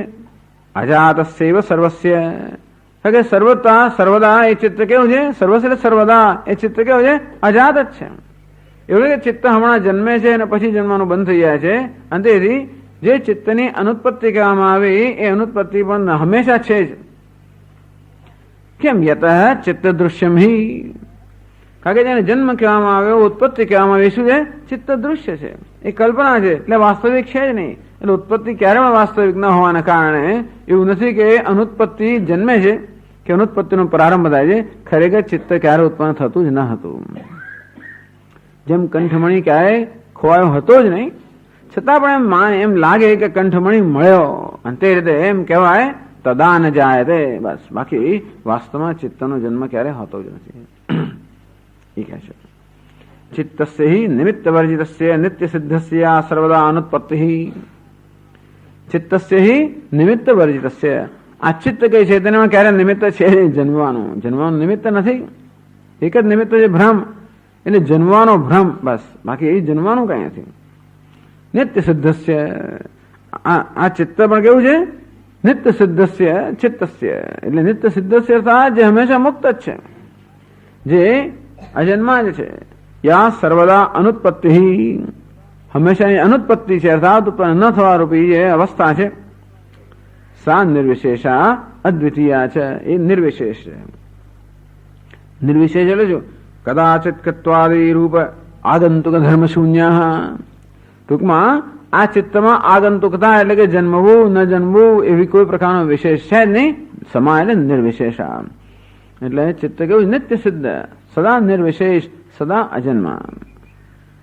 અદ્વિતીય છે અને અદ્વિતીય છે. એમાં અદ્વિતીય શું હોય? પણ અદ્વિતીય એટલે ચિત્તની જે અનુત્પત્તિ પણ અદ્વિતીય છે. અનુત્પત્તિ નિર્વિશેષ છે, અનુત્પત્તિ અદ્વિતીય છે. જે ઇત્યત્ર હેતુમાં કેમ? અજાતસ્યૈવ સર્વસ્ય સર્વસ્ય દ્વૈતસ્ય ચિત્ત દૃશ્યત્વેન મિથ્યાત્વાદ યતઃ ચિત્ત દૃશ્યમ હિ તદ. આ તદ યતઃ છે એ કેવું છે? તત યતઃ તત ચિત્ત દૃશ્યમ હિ. તદ એટલે શું? આ જન્મ વગેરે છે, આ દ્વૈત, આ બધું શું છે? ચિત્ત દૃશ્યમ અર્થાત મિથ્યા છે. કારણ કે ઉત્પત્તિ જે છે ઉત્પત્તિ મિથ્યા છે. એટલે અનુત્પત્તિ કોઈ આગંતુક નથી. અનુત્પત્તિ એ જ એનો સ્વભાવ છે. ઉત્પત્તિ ભ્રમ છે, એ ભ્રમની જ નિવૃત્તિ છે. સર્વસ્ય દ્વૈતસ્ય ચિત્ત દૃશ્યત્વેન મિથ્યાત્વાદ આ સર્વદ્વૈત ચિત્તનું દૃશ્ય હોવાને કારણે મિથ્યા છે. આગળ સિદ્ધ કરવામાં આવ્યું સ્વપ્નના દૃષ્ટાંતથી. નિત્ય સિદ્ધસ્ય પરિપૂર્ણસ્ય ચિત્તાખ્યસ્ય સ્ફુરણસ્ય જન્મ અયોગાત. તેથી નિત્ય સિદ્ધસ્ય એટલે કે નિત્ય સિદ્ધ કેમ કહે છે? જો આગંતુક હોય અનુત્પત્તિ, અનુત્પત્તિ પણ કેવી છે? નિત્ય સિદ્ધા છે. નિત્ય સિદ્ધા એટલે જેનું હંમેશા અસ્તિત્વ છે, જે હંમેશા અસ્તિત્વમાં છે, જેને સિદ્ધ થવા માટે કોઈ કારણ નામ નિત્ય સિદ્ધ. આ ઘડો છે ને નિત્ય સિદ્ધ નથી. આ ઘડો કેવો છે? એ માટીથી સિદ્ધ થયેલો છે. નિત્ય સિદ્ધ કોને કહેવાય? જેને હોવા માટે કોઈ કારણ નથી. આ ઘડાને હોવા માટે કારણ છે માટી, અને તેથી એ નિત્ય સિદ્ધ નથી. એ તો માટીથી સિદ્ધ થયેલો છે. આ ઘડાના સંદર્ભમાં માટી નિત્ય સિદ્ધ કહેવાય કે માટી હંમેશા માટી છે. અને તે રીતે અંતમાં કઈ વસ્તુ નિત્ય સિદ્ધ છે? જેને હોવા માટે કારણ જ ન હોય એવું છેવડે શું? અનુત્પત્તિ. અનુત્પત્તિ કેવી છે? નિત્ય સિદ્ધ. ઉત્પત્તિ એ નિત્ય સિદ્ધ નથી. ઉત્પત્તિ કેવી છે? નિમિત્ત સિદ્ધ, અજ્ઞાન સિદ્ધ. અજ્ઞાન રૂપી નિમિત્તને કારણે ઉત્પત્તિ જાણે કે હોય એવી છે. એ અજ્ઞાન રૂપી નિમિત્ત દૂર થવાથી ઉત્પત્તિ નામનો ભ્રમ જતો રહે. બાકી અનુત્પત્તિ જે છે એટલે આપણું ચિત્ત કે ચૈતન્ય એ પણ અનુત્પત્તિ, ચૈતન્યની ઉત્પત્તિ ક્યારે ન થાય એ પણ કેવું છે? નિત્ય સિદ્ધ, હંમેશા વર્તમાન. પરિપૂર્ણસ્ય અદ્વિતીય એટલે શું? અનુત્પત્તિ કેવી છે? અદ્વિતીય એટલે પરિપૂર્ણ. જ્યાં દ્વૈત હોય, અદ્વિતીય હોય ત્યાં હંમેશા અપૂર્ણતા હોય. કશુંક પણ આ સમુદ્રની બહાર એક બિંદુ પણ જો જુદું હોય, એક જરાક આટલું પણ જુદું હોય તો હંમેશા અપૂર્ણતાની લાગણી થવાની છે. અપૂર્ણતા રહી જ જવાની. પરિપૂર્ણતા જેનાથી કંઈ પણ બહાર નથી, જે કહેવાય સર્વવ્યાપ્ત, સર્વને અવકાશ પ્રદાન કરનાર, સર્વનો સમાવેશ કરનાર, જેનો જે સર્વનો સમાવેશ કરે છે નામ છે પરિપૂર્ણ, પરિતઃ પૂર્ણ. અનુત્પત્તિ પણ કેવી છે? અદ્વિતીય એટલે કે પરિપૂર્ણ.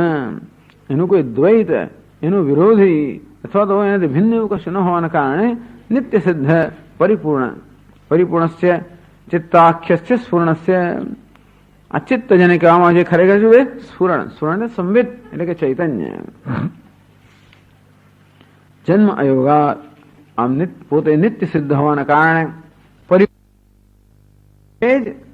જે વર્તમાન પરિસ્થિતિ મને સંતોષ જયારે ન હોય ત્યારે જ એક નવી પરિસ્થિતિ સર્જવાની જરૂર પડે.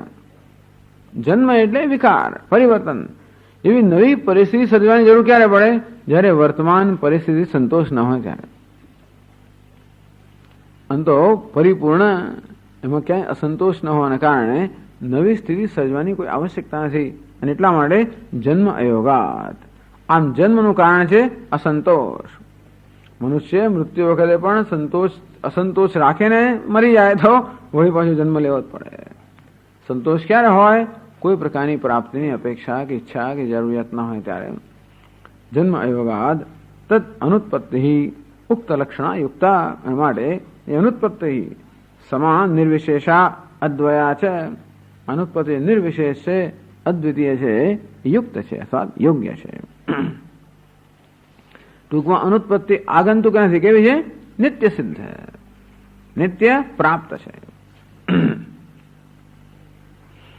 તો હવે 270 પાના પર ભાષ્યકાર સમજાવે છે. હેત્વભાવે ચિત્તમ ન ઉત્પદ્યતે ઇતિ ઉક્તમ.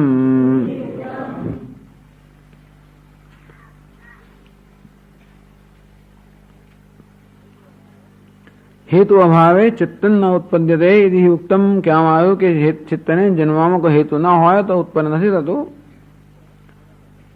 તો આગળ કહે છે સા પુનઃ અનુત્પત્તિ ચિત્તસ્ય કીદૃશી ઇતિ ઉચ્યતે. તો એ અનુત્પત્તિ જે ચિત્તની છે કીદૃશી, એનો કેવો સ્વભાવ છે, કયા પ્રકારની છે, એવો પ્રશ્ન ઉજાય તો એનો ઉત્તર આપવામાં આવે છે આ શ્લોકમાં.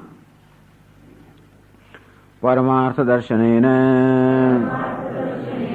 નિરસ્ત ધર્માધર્માખ્યા ઉત્પત્તિ નિમિત્તસ્ય અનિમિત્તસ્ય ચિત્તસ્ય યા મોક્ષાખ્યા અનુત્પત્તિ સા સર્વદા સર્વાવસ્થાસુ સમા નિર્વિશેષા અદ્વયા ચ. પરમાર્થ દર્શનેન, આમ પરમાર્થ તત્વનું પારમાર્થિક તત્વના દર્શનને કારણે નિરસ્ત ધર્માધર્માખ્ય ઉત્પત્તિ નિમિત્તસ્ય. તો ધર્માધર્મ, જેને ધર્માધર્મ કહેવામાં આવે છે એ ઉત્પત્તિ નિમિત્ત છે. આમ જેનું નિમિત્ત શું છે? ધર્મ અધર્મ. એનું પણ નિમિત્ત શું છે? કર્તૃત્વ. એનું પણ નિમિત્ત શું છે? અવિદ્યા. તેથી પરમાર્થ દર્શન, આ પોતાના પારમાર્થિકતા વાસ્તવિક સ્વરૂપના દર્શનથી જ્યારે આત્મા વિશ્વ જ્ઞાન, એમાં જન્મતા કર્તૃત્વ ભોક્તૃત્વ નામના ભ્રમ, એમાં જન્મતા ધર્મ અધર્મ નામના કર્મ, આ બધું નિમિત્ત જયારે ન રહે, નિરસ્ત ધર્માધર્માખ્ય ઉત્પત્તિ નિમિત્તસ્ય. આમ જેનું ધર્માધર્મ નામની ઉત્પત્તિનું નિમિત્ત છે એ જ્યારે નિરસ્ત એટલે દૂર થઈ ગયું છે. એવા અનિમિત્તસ્ય ચિત્તસ્ય ઔચિત્ત એટલે કે ચૈતન્ય જે અનિમિત્ત કહેવાય, જેમાં નિમિત્ત દૂર થઈ ગયું છે. યા મોક્ષાખ્યા અનુત્પત્તિ, મોક્ષ નામની અનુત્પત્તિ જે છે અથવા પુનરાવૃત્તિ જે છે, સા સર્વદા સર્વશ્ર સર્વદા સર્વાસુ અવસ્થાસુ સમા, બધી અવસ્થામાં, આગળની અવસ્થામાં પણ કે છે આનંદગીરી. યથા રૂપ્ય કલ્પના કાલે બી શુક્તે અરૂપ્યત્વમ સ્વાભાવિકમ. આમ શુક્તિ હોય, છિપોલી હોય અને ત્યાં આગળ ચાંદીની કલ્પના કરવામાં આવે, રૂપ્ય કલ્પના કાલે બી આમ ચાંદીની કલ્પના કરવામાં આવે છે તે વખતે પણ શુક્તે અરૂપ્યત્વમ સ્વાભાવિકમ, ત્યારબાદ પેલી શુક્તિકા જે છે એમાં કોઈ ચાંદીપણું નથી. શુક્તિકા જેમ સ્વાભાવિક જ ચાંદીપણાથી રહિત છે, એનામાં રૂપ્ય અર્થાત રૂપાની ચાંદીની કલ્પના કરવામાં ત્યારે પણ. તથા જન્મ કલ્પના કાલે ભી સંવિદ નિર્વિશેષતા અદ્વિતીય બ્રહ્મદા સ્વાભાવિકી. અંતે એ રીતે જ જ્યારે આત્મામાં જન્મની કલ્પના કરવામાં આવે ત્યારે પણ આત્મા કેવો છે? સંવિદ. જન્મ કલ્પના કાલે ભી સંવિદ નિર્વિશેષ અદ્વિતીય બ્રહ્મતા, ત્યારે પણ સંવિદ કે આત્મતત્વ નિર્વિશેષ અદ્વિતીય બ્રહ્મ છે. એ પણ સ્વાભાવિક, કોઈ ઉત્પન્ન કરેલ નથી. આત્મા સ્વાભાવિક નિર્વિશેષ છે, અદ્વિતીય છે, બ્રહ્મ છે. ગમે તે કલ્પના કરવામાં આવે તો પણ, કારણ કે કલ્પનાના કોઈ પણ દોષ ક્યારે પણ અધિષ્ઠાનને ક્યારે પણ સ્પર્શતા નથી. એવું હોવાને કારણે ગમે તે પ્રકારની કલ્પના કરવામાં આવે ત્યારે પણ આત્મા નિર્વિશેષ અદ્વિતીય બ્રહ્મ છે, સ્વાભાવિક. એટલે જન્મ ભ્રમ નિવૃત્તિ અપેક્ષા, આ જન્મ શું છે? ભ્રમ છે. એ ભ્રમની નિવૃત્તિની અપેક્ષા છે. તદા ન જાયતે ઉત્તમ, એ અપેક્ષાથી જ કહેવામાં આવ્યું. તદા, તદા શબ્દ જવાબ ને તદા ન જાયતે છે ત્યારે ચિત્તનો જન્મ. ત્યારે એટલે શું? માત્ર ભ્રમની નિવૃત્તિ થાય એ નિવૃત્તિની અપેક્ષા ત્યારે એમ કહેવામાં આવ્યું. અર્થાત અત્યારે પણ નિર્વિશેષ અદ્વિતીય બ્રહ્મરૂપતા હોવા છતાં પણ એનો અત્યારે કોઈ લાભ નથી. અને અનુત્પત્તિ એ વર્તમાન સ્થિતિ હોવા છતાં, વિદ્યમાન સ્થિતિ હોવા છતાં પણ એનો લાભ નથી. આ માટે એ જે વિદ્યમાન છે શું બને? વર્તમાન. અવ્યક્ત છે વ્યક્ત બને, વિદ્યમાન વર્તમાન બને, એની આવશ્યકતા છે. આટલી આવશ્યકતા છે, આટલું તો કરવું પડતું હોય છે. જે વિદ્યમાન છે ને વર્તમાન બનાવે, જે ખજાનો દાટેલો છે એને બહાર કાઢો. ખજાનો હોય એટલું પૂરતું નથી. દાટેલો હોય અને ખજાનો છે એવું પરોક્ષ જ્ઞાન હતો પણ આપણે ઘણી નિરાશ થતી હોય છે, અને છતાંય પણ ખજાનો આનંદ ન પ્રાપ્ત થાય એને જયારે બહાર કાઢી ત્યારે આપતો તિહી ખનનમ. પછી કોઈ કહ્યું કે આ ખજાનો છે, પછી ખોદવું પડે અને અનેક પ્રકારના જે અવરોધો દૂર કરવા પડે, અને ખજાનો ખજાનો શબ્દ બોલવાથી ના થાય. એ ખજાનાને પ્રાપ્ત જેમ કરવાની આવશ્યકતા છે.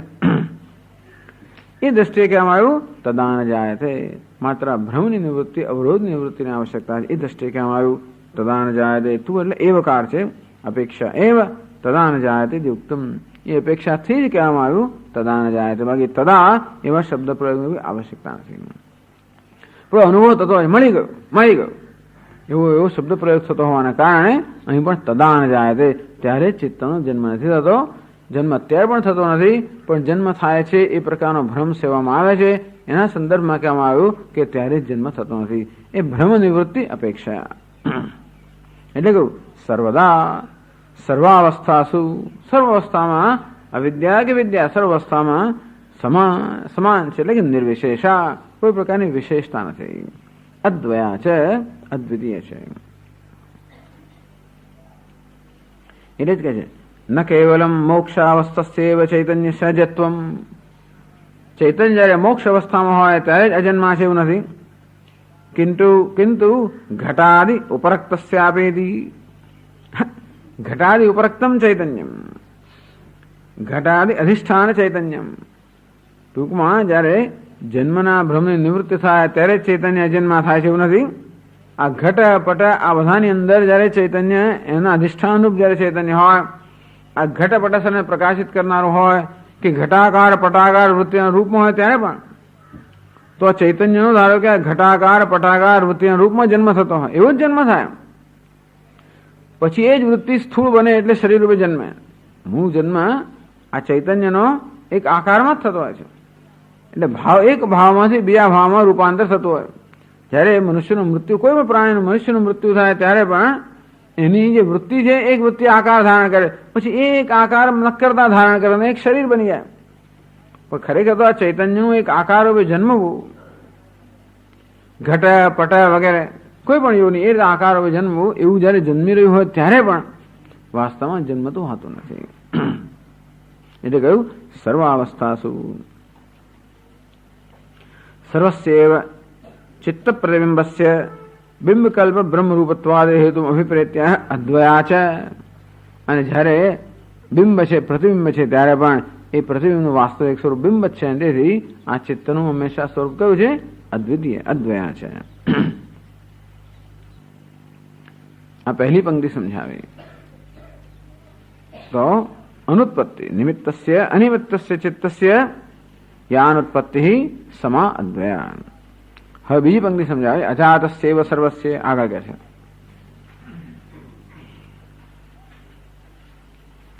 પૂર્વમપી અજાતસ્યૈવ અનુત્પન્નસ્ય ચિત્તસ્ય સર્વસ્ય અદ્વયસ્ય ઇત્યર્થઃ. એવું કેમ છે? સમા નિર્વિશેષ એવું કેમ કે અનુત્પત્તિ સમા કહેવાય એટલે પહેલા પણ હતી હવે પણ એવું કેમ? પૂર્વમપી અજાતસ્યૈવ, કારણ કે પહેલા પણ એ ચિત્ત કેવું હતું? અજાત જ હતું. અનુત્પન્નસ્ય ચિત્તસ્ય સર્વસ્ય અદ્વયસ્ય, એ ચિત્ત કેવું છે? અનુત્પન્ન સર્વ અદ્વિતીય પહેલા પણ હતું અને તેથી એ ઉત્પત્તિ પણ એ પણ ભ્રમ જ હતો. તો એનું કારણ આચાર્ય પોતે જ આવે, ચિત્ત દૃશ્યમ હિ તદ્યતઃ. એનો હેતુ છે કે પહેલા પણ ચિત્ત અજાત હતું. શું કારણ? ચિત્ત દૃશ્યમ હિ તદ્યતઃ. યતઃ તદ જન્મ ચિત્ત દૃશ્યમ, એ સમજાવે છે ભાષ્યમાં. યસ્માત પ્રાગપી વિજ્ઞાનાત ચિત્ત દૃશ્યમ તત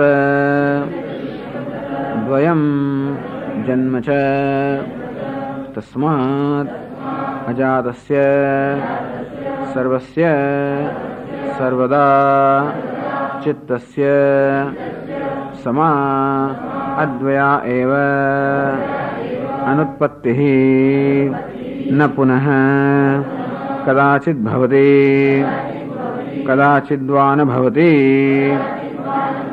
સર્વદા એકરૂપા એવ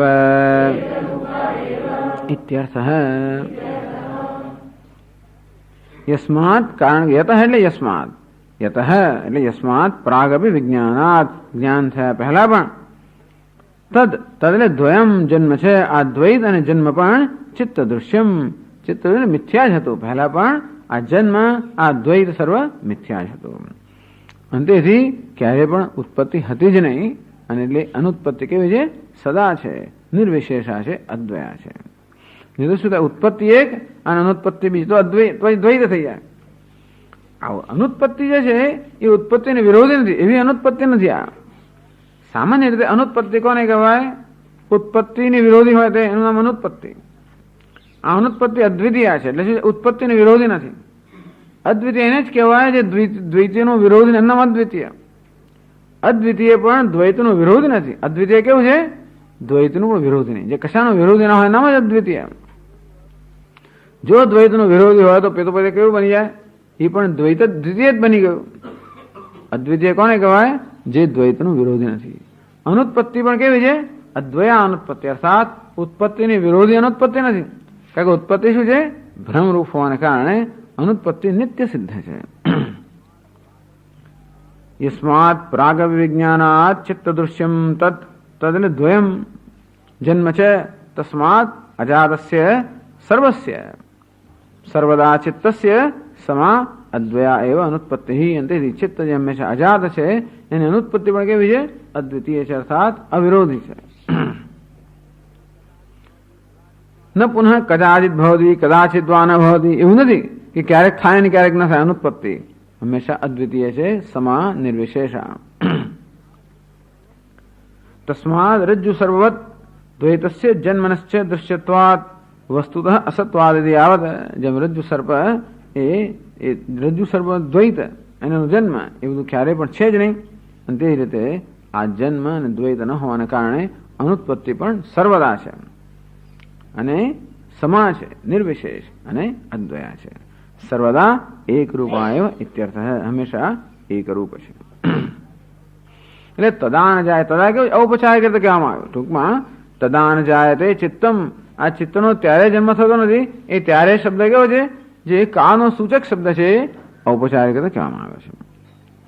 માત્ર ભ્રમ નિવૃત્તિની અપેક્ષા કહેવામાં આવે છે, નહીં કે ચિત્તના સ્વરૂપમાં ત્યારે કોઈ પ્રકારનું પરિવર્તન થયું એ દ્રષ્ટિએ નથી કહેવામાં આવ્યું, માત્ર ભ્રમ નિવૃત્તિની અપેક્ષાએ કહેવામાં આવ્યું. પછી બીજું કહેવામાં આવ્યું હતું 75મા શ્લોકમાં, દ્વયાભાવમ સુબુદ્ધૈવ નિર્નિમિત્તો ન જાયતે. વિદ્વાન દ્વય અભાવમ બુદ્ધ્વા, કારણ કે જે દ્વય નથી, જે દ્વૈત નથી, એ દ્વૈત છે એ પ્રકારનો આગ્રહ જ કારણ કે જન્મ માટેનું નિમિત્ત છે. અને તેથી એ દ્વૈત માટેનો આગ્રહ જે અભિનિવેશ છે એ જયારે જતો રહે ત્યારે આ વિદ્વાન નિર્નિમિત્ત બની ગયો અને પછી એનો જન્મ થતો નથી. ઇતિ ઉક્તમ તદિદાનીમ પ્રપંચયતિ. દ્વૈત અભાવસ્ય પ્રાપ્તામ આગંતુકત્વ શંકામ પરિહૃત્ય ઉપક્રાંત દ્વૈત દર્શન અભાવતઃ જન્મરાહિત્યમ ઇદાનીમ પ્રપંચયતિ. ટૂંકમાં હવે કેવી રીતે નિર્નિમિત્ત મનુષ્ય છે એનો જન્મરાહિત્ય કેમ છે એ વિસ્તારથી સમજાવે છે. બુદ્ધ્વાયતિ 78મા શ્લોકમાં. આ બધા જીવન મુક્ત પુરુષનું વર્ણન છે. જીવન મુક્તિ અને જીવન મુક્ત પુરુષનું વર્ણન છે. બુદ્ધ્વા નિમિત્તતામ સત્યામ હેતુમ પૃથગનાપ્નુવન વીતશોકમ તથા કામમ અભયમ પદમશ્નુતે. બુદ્ધ્વા અનિમિત્તતામ, અનિમિત્તતામ બુદ્ધ્વા, સત્યામ અનિમિત્તતામ બુદ્ધ્વા પૃથક હેતુમ અનાપ્નુવન. અનિમિત્તતા કેવી છે? સત્ય છે, નિત્ય સિદ્ધ છે. એ અનિમિત્તતાનું જ્ઞાન પ્રાપ્ત કરીને, અનિમિત્તતા એટલે શું? નિમિત્તનો અભાવ, એટલે કે દ્વૈતનો અને જન્મનો અભાવ. આ દ્વૈતનો અભિનિવેશ કે દ્વૈત અને જન્મ જ નિમિત્ત છે અને એનો અભાવ અનિમિત્તતા એ સત્ય છે. બુદ્ધ્વા હેતુમ પૃથક અનાપ્નુવન, પછી જન્મવાળાનું જે કારણ છે ન પ્રાપ્ત કરીને, કાંઈ કર્તૃત્વ બુદ્ધિ નથી. વીતશોકમ તથા અકામમ અભયમ પદમશ્નુતે. આ વિદ્વાન કયા પ્રકારનું પદ પ્રાપ્ત કરે છે? અભયમ, ભયરહિત, અકામમ, કામના રહિત, વીતશોકમ, શોક રહિત, કામના રહિત, ભયરહિત જે પદ છે એ પદને પ્રાપ્ત કરે છે. પછી અશ્નુતે પ્રાપ્ત કરે છે, જાણે કે પ્રાપ્ત કરે છે. આ બધી પ્રાપ્તિ એટલે વેદાંતિન લોકો તો સરળ સમજાવે કે ક્યાંય પણ ગતિ સૂચક, ક્યાં પણ એક જ્યાં ક્રિયાપદ આવ્યું એનો અર્થ જ્ઞાન જ સમજી લેવાનો. કોઈ પ્રકારનું ગતિ સૂચક ક્રિયાપદ આવે એનો અર્થ શું કરવાનો? જ્ઞાન. ક્યારે ગતિ કરવાનું છે? મામેકમ શરણમ વ્રજ, તું મને શરણ પ્રાપ્ત થાય. વ્રજ એટલે જાણો જ બસ. મામેકમ શરણમ વ્રજ, શરણમ વ્રજનમ, શરણમ પ્રાપ્ત કરો છું એકમ જ્ઞાત્વા, હું એક છું એ પ્રકારે જાણું, એનું નામ જ શરણ. એટલે એનું નામ જ શરણ પ્રાપ્ત કરો. કઈ પ્રાપ્તિ આવે એટલે વેદાંત લોકો શું કે? જ્ઞાત્વા. તેમ આવી રીતે આપનુવન અશ્નુતે પ્રાપ્ત કરે છે એટલે જ્ઞાત, એટલે જ્ઞાન પ્રાપ્ત કરે છે.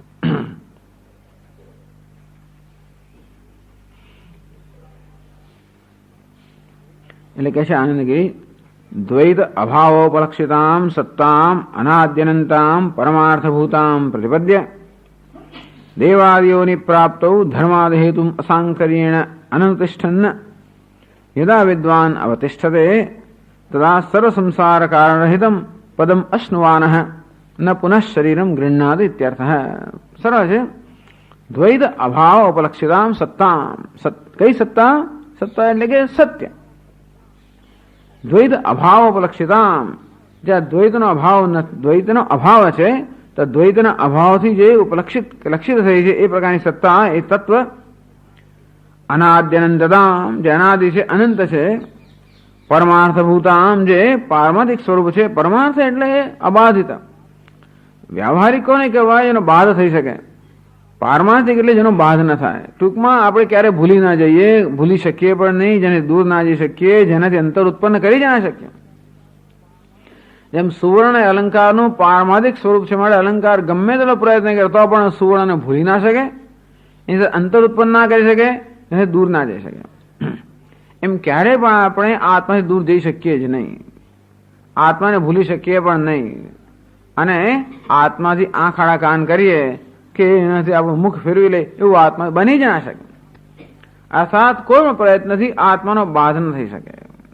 માટે પરમાર્થ ભૂતામ એટલા જ મળે આત્મ તત્વ તો છે જ. કેવું છે? સ્વપ્રકાશ છે, સ્વયં સિદ્ધ છે. એટલે પરમાર્થ ભૂતામ એ આત્મ તત્વ. જો એને પ્રાપ્ત એને પ્રાપ્ત કરવાનું હોત, ક્યારેક એને ભૂલી જતા હોત, ક્યારેક એનાથી દૂર થઈ જતા હોત, ક્યારેક એનું અજ્ઞાન હોત, ક્યારેક એની સભાનતા ન હોત, ક્યારેક એનું અભાન હોત, તો વળી એવું અભાનતા વળી પછી આવી શકે. ક્યારેક આત્માની અભાનતા ગમે તો બેભાન માણસ હોય તો પણ આત્માની સભાનતા તો હોય જ. ભલે સુષુપ્ત હોય, બેભાન હોય, ગમે તે હોય તો પણ આત્મતત્વ જે છે સ્ફુરી રહ્યું છે. એ સ્ફુરણ તો ક્યારેય પણ એ તો કેવું છે? અવિલુપ્ત ચૈતન્ય. એનું ક્યારે લોપ થાય જ નહીં. એ ચૈતન્ય સદા સ્વયં પ્રકાશમાન છે. ભલે ને નાટક શાળાની અંદર બધા પેલી નર્તિકા આવે ને જાય ને બધા પ્રેક્ષકો આવે, બધું જાય, છતાં પણ એ નાટક શાળાને પ્રકાશિત કરનાર દીપક છે એ સદા પ્રજ્વલિત હોય છે. ભાવ અને અભાવ સર્વને પ્રકાશિત કરનાર આ ચૈતન્ય કેવું છે? અવિલુપ્ત ચૈતન્યમ, જેની ચેતનતામાં ક્યારે પણ લોપ ના આવે, જ્યારે પણ બાધ ના થાય, ક્યારે ભૂલી ન શકાય, ક્યારે પણ એનો વિયોગ ન થાય. પછી વધારે શું જોઈએ? એવું નથી કે ચૈતન્ય અત્યારે જતું રહ્યું છે, આત્મ તો જતું રહ્યું છે કે એની સભાનતા, એવું પણ નથી. હંમેશા એની સભાનતા હોય જ છે. એ ન હોય તો બીજું કશું હોય જ ના શકે. એની સભાનતા ન હોય તો બીજા કશાની સભાનતા પણ ન હોઈ શકે. અને મારે પરમાર્થ ભૂતામ પ્રતિપદ્ય. પ્રતિપદ્ય એટલે શું? એના વિષયમાં જે ભ્રમ છે એ ભ્રમમાંથી નિવૃત્ત થવું. એ આત્મતત્વ બધી પૂંછડીઓ જોડવામાં આવે પછી મનુષ્યોહમ, પુરુષોહમ વગેરે વગેરે. આમ આ બધી જે પૂંછડી અધ્યારોપ છે એ અધ્યારોપ દૂર કરે પ્રતિપદ્ય. પ્રતિપદ્ય નિશ્ચિત્ય, એને પ્રાપ્ત કરો એટલે એનો નિશ્ચય થાય કે હું આ પ્રકારનો છું. અત્યારે જે નિશ્ચય છે કે હું જીવ છું, જે છું એમાંથી હું પરમાર્થભૂત સત્તા, અનાદિ અનંત પરમાર્થભૂત સત્તા છું. આ પ્રકાર નિશ્ચય નહીં આવે શકે. જ્ઞાનનો અર્થ નિશ્ચય. એવું નથી કે મારે આ પરમાર્થભૂત અનાદિ અનંત સત્તાના દર્શન કરવાના હોય. દર્શન કરવા એટલે મારે ભિન્ન એ સત્તાને જોવી, એ પ્રકારના દર્શનની કોઈ શક્યતા પણ નથી અને આવશ્યકતા પણ નથી. હું અત્યારે સ્વયં સ્ફુરિત હોવાને કારણે એના કોઈ દર્શનની અત્યારે આવશ્યકતા નથી કે હું છું એ માટે કંઈ દર્શનનો વિષય જ નથી. અત્યારે પણ એવો વિષય કેવો છે? એ સ્વયં સિદ્ધ, સ્વયં સ્ફુરિત છે. એનો વિષય નિશ્ચય જ ખોટો છે. નિશ્ચય કેવો છે? મનુષ્યોહમ, દેહોહમ, જીવોહમ, આવો નિશ્ચય છે. એ નિશ્ચય બદલાઈ જાય. પરમાર્થ સત્તારોપોહમ એવો નિશ્ચય થાય. બસ એ નિશ્ચય બદલવાની જ આવશ્યકતા છે. પ્રતિપદ્ય દેવાદેવોની પ્રાપ્ત ધર્માદ હેતુ અસાંકર્યેણ અનુતિષ્ઠન. કોઈ પણ રીતે ક્યારે પણ ધર્મ અધર્મ વગેરે ક્યારે પણ અનુષ્ઠાન કરતો નથી. જે ધર્મ દેવ વગેરે યોની પ્રાપ્ત કરવાનો હેતુ છે એનું અનુષ્ઠાન કરતો જ નથી.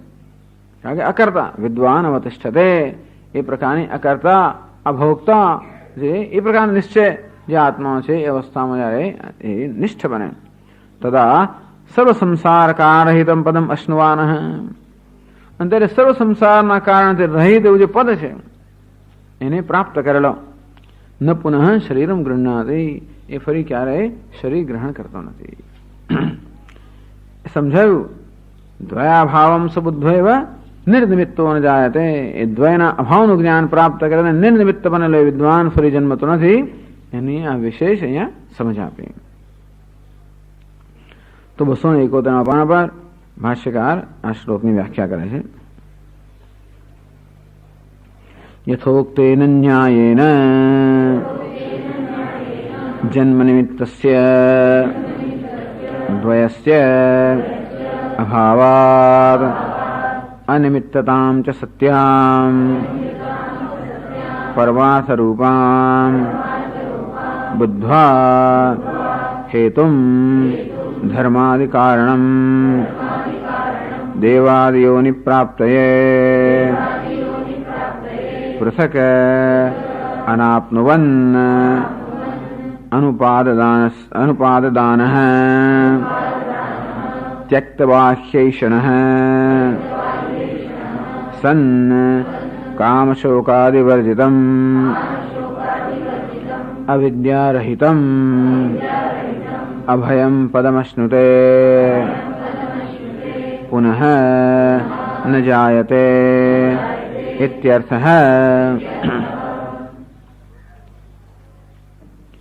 यथोक्तेन न्यायेन आगे जे न्याय के हमारो कहो दृश्यत्वादि चित्त दृश्यम हितद्यतः कारण के केवु जे चित्त दृश्य છે दृश्यत्वादिना हेतुना द्वैतस्य रज्जु सर्पादेव कल्पितत्वम यथोक्तो न्यायः। ટૂંકમાં રજ્જુ સર્પ જેમ કલ્પિત છે એમાં સર્વદ્વૈત કલ્પિત છે એ રીતે એ ન્યાય જેને માટે વાસ્તવિકતા બની ગઈ છે। એ ન્યાય માત્ર બુદ્ધિમાં રહ્યો નથી પરંતુ જેના માટે વાસ્તવિકતા બની ગઈ। રજ્જુ સર્પ તો જાણે મિથ્યા છે પણ એ રીતે આ જગત પણ મિથ્યા છે એ વસ્તુ જેના માટે હવે વાસ્તવિકતા બની ગઈ। यथोक्तेन न्यायेन जन्म निमित्तस्य द्वयस्य अभावात् तेन चैतन्यस्य जन्मनीयद्वयं निमित्तं तस्य अभावात्। तो चैतन्यમાં જે દ્વૈતની કલ્પના કરવામાં આવી હતી એ જન્મનો નિમિત્ત હતોનો અભાવ હોવાને કારણે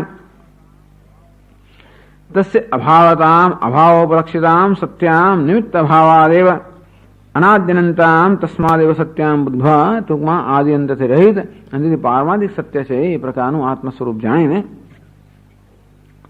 ભાષ્યકારે કહ્યું કે જન્માદિ નિમિત્તस्य द्वयस्य अभावात् अनिमित्ततां बुद्ध्वा अनिमित्ततां सत्यां बुद्ध्वा अनिमित्तताનું જ્ઞાન પ્રાપ્ત કરવું છે। આમાં એવું છે ને આત્મતત્વનું જ્ઞાન લેશું એટલે આ વ્યાકરણ પાછું બધું મુશ્કેલ થઈ ગયું।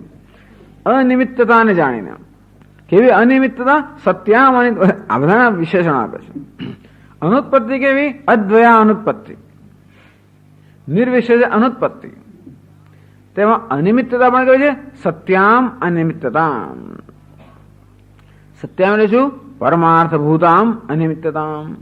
પરમાર્થ मतलब અનાદિ અનંત અનંતામ। પરમાર્થભૂત કોને કહેવાય જેનો આદિ પણ નથી અંત પણ નથી। એ અનિમિત્તતા પણ કેવી છે એ પણ જન્મ મૃત્યુ રહિત છે આદિ અંત રહિત છે એ અનિમિત્તતા।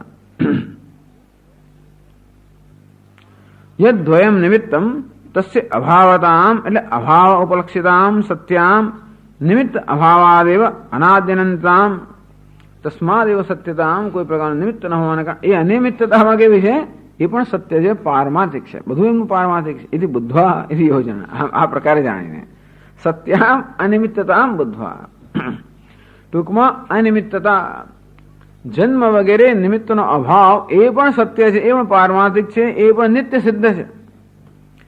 અનુત્પત્તિ એટલે અનિમિત્તતા અનિમિત્તતા એનું કારણ છે અનુત્પત્તિનું કાર્ય છે પણ आगे जब अनुत्पत्ति ने पण हमेशा द्वया सर्वदा द्वया निर्विशेषा समा एम कहेवामां आवे एम आम अनिमित्तता એટલે કે નિમિત્તનો અભાવ એ અનિમિત્ત એની સ્થિતિ નામ અનિમિત્તતા।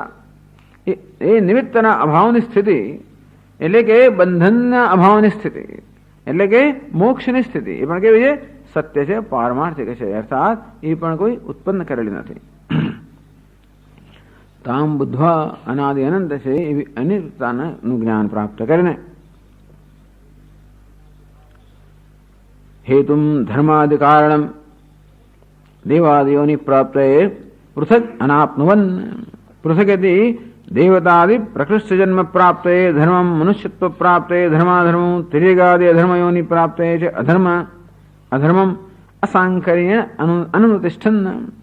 ટૂંકમાં કોઈ પણ રીતે કશાય પ્રકારના ધર્મનું અનુષ્ઠાન કરતો જ નથી। કશું કર્મ કરે તો પછી કંઈક યોની પ્રાપ્ત કરે પણ માટે કોઈ પ્રકારના કર્મ એટલે શું છે યસ્ય સર્વે સમારંભાઃ કામ સંકલ્પ વર્જિતાઃ એ કામ સંકલ્પ જેનો છે જ નહીં।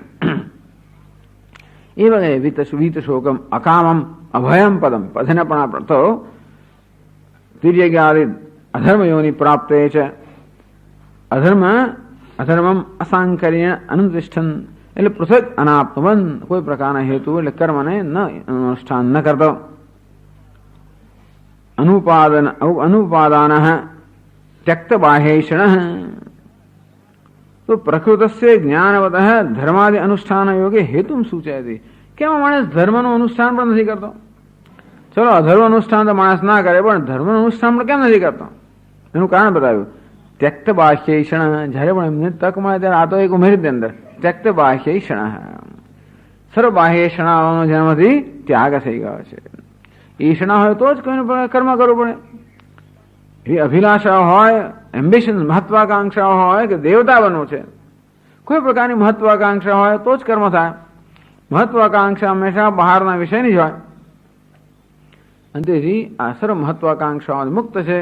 બહારના વિષયની કોઈ ઈષણાઓથી મુક્ત હોવાને કારણે કોઈ કર્મ અનુષ્ઠાન કરવાની આવશ્યકતા નથી. એથી પણ આગળ કર્તૃત્વ ભાવ પણ નથી. ત્યક્ત બાહ્યૈષણ એ સાધક અવસ્થાની વાત કરે છે. આ કર્તૃત્વ એ સિદ્ધ અવસ્થાની વાત છે. અથવા એમ પણ કહેવાય ત્યક્ત બાહ્યૈષણ. ખરેખર તો જ્ઞાની પુરુષ જ સર્વ ઈષણાઓથી વાસ્તવિક અર્થમાં મુક્ત હોય. અજ્ઞાની પુરુષ ગમે તેવો સાત્વિક હોય તો પણ સર્વ ઈષણાઓથી મુક્ત ના હોય. મુક્તિ થવાની ઈષણા, મુક્ત થવાની ઈષણા તો હોય જ એનામાં. એવી પણ ઈષણાઓથી જે મુક્ત છે. ત્યક્ત બાહ્યૈષણ સન. એ ટૂંકમાં કર્મ ન કરવાનું બીજું પણ કારણ સમજાવ્યું. કર્મ ન કરવાનું કારણ અકર્તા આત્માનું જ્ઞાન, અથવા તો કર્મ ન કરવાનું કારણ કે કોઈ સર્વ ઈષણાનો અભાવ. કિમિચ્છન કસ્ય કામાય શરીરમ અનુસંજરે. કિમિચ્છન કઈ ઈચ્છા કરીને, કસ્ય કામાય કોને હવે તૃપ્ત કરવાનો છે. કોઈ અતૃપ્ત માણસ પણ નથી, ઈચ્છાનો કોઈ વિષય પણ નથી. એવું હોવાને કારણે શરીરમ અનુસંજરે. શા માટે હવે એને શરીરની સાથે સાથે સંતાપ ભોગવવો પડે, અર્થાત કોઈ સંતાપ ભોગવતો નથી. વિદ શોકમ તથા અકામમ અભયમ પદમ અશ્નુતે. એટલે કે છે કામ શોકાદિ વર્જિતમ. કામ શોક વગેરેથી સર્વ રહિત, અવિદ્યા રહિતમ અભયમ. કાર્યભૂત સર્વ અનર્થ રાહિત્ય મુક્ત્વા પુનઃ અભયમ અસ્યાર્થમાહ અવિદ્યાયતિ. તો કાર્યભૂત સર્વ અનર્થ. અનર્થ કોને કહેવાય? શોક અને કામના. આ અનર્થ છે. જ્યાં સુધી મનમાં કામનાઓ છે ત્યાંથી શોકનું કારણ રહેલું જ છે. એટલે કાર્યભૂત સર્વ અનર્થ રાહિત્યમ. એટલે જ્ઞાની પુરુષ સર્વ અનર્થથી મુક્ત થઈ ગયો. શોકથી મુક્ત થઈ ગયો, કામનાથી મુક્ત થઈ ગયો. અને એટલા જ માટે કેવો બની ગયો? અભય, અર્થાત ભયથી મુક્ત થયો. અવિદ્યા રહિતમ અભયમ પદમશ્નુતે પુનઃ ન જાયતે ઇત્યર્થ. ફરી એ જન્મ તો નથી, અહીંયા કહેવાનો હેતુ છે. યથોક્ત પદ પ્રાપ્તિ સદા અસ્તિ. યથોક્ત પદ પ્રાપ્તિ, અભય પદ પ્રાપ્તિ સદા અસ્તિ. બધા લોકો અભય પદમાં હોય જ છે ને. બધા લોકોનો આત્મા તો આ સ્વભાવ છે, તો બધા લોકો અભય પદમાં નથી હોતા. કંઈક અપેક્ષા રહેલી છે. એટલે પછીના શ્લોકમાં એ કહે છે અભૂતાભિનિવેશાધ્યે સદૃશે તત્ પ્રવર્તતે વસ્ત્વભાવં સુબુદ્ધૈવ નિસ્સંગમ વિનિવર્તતે.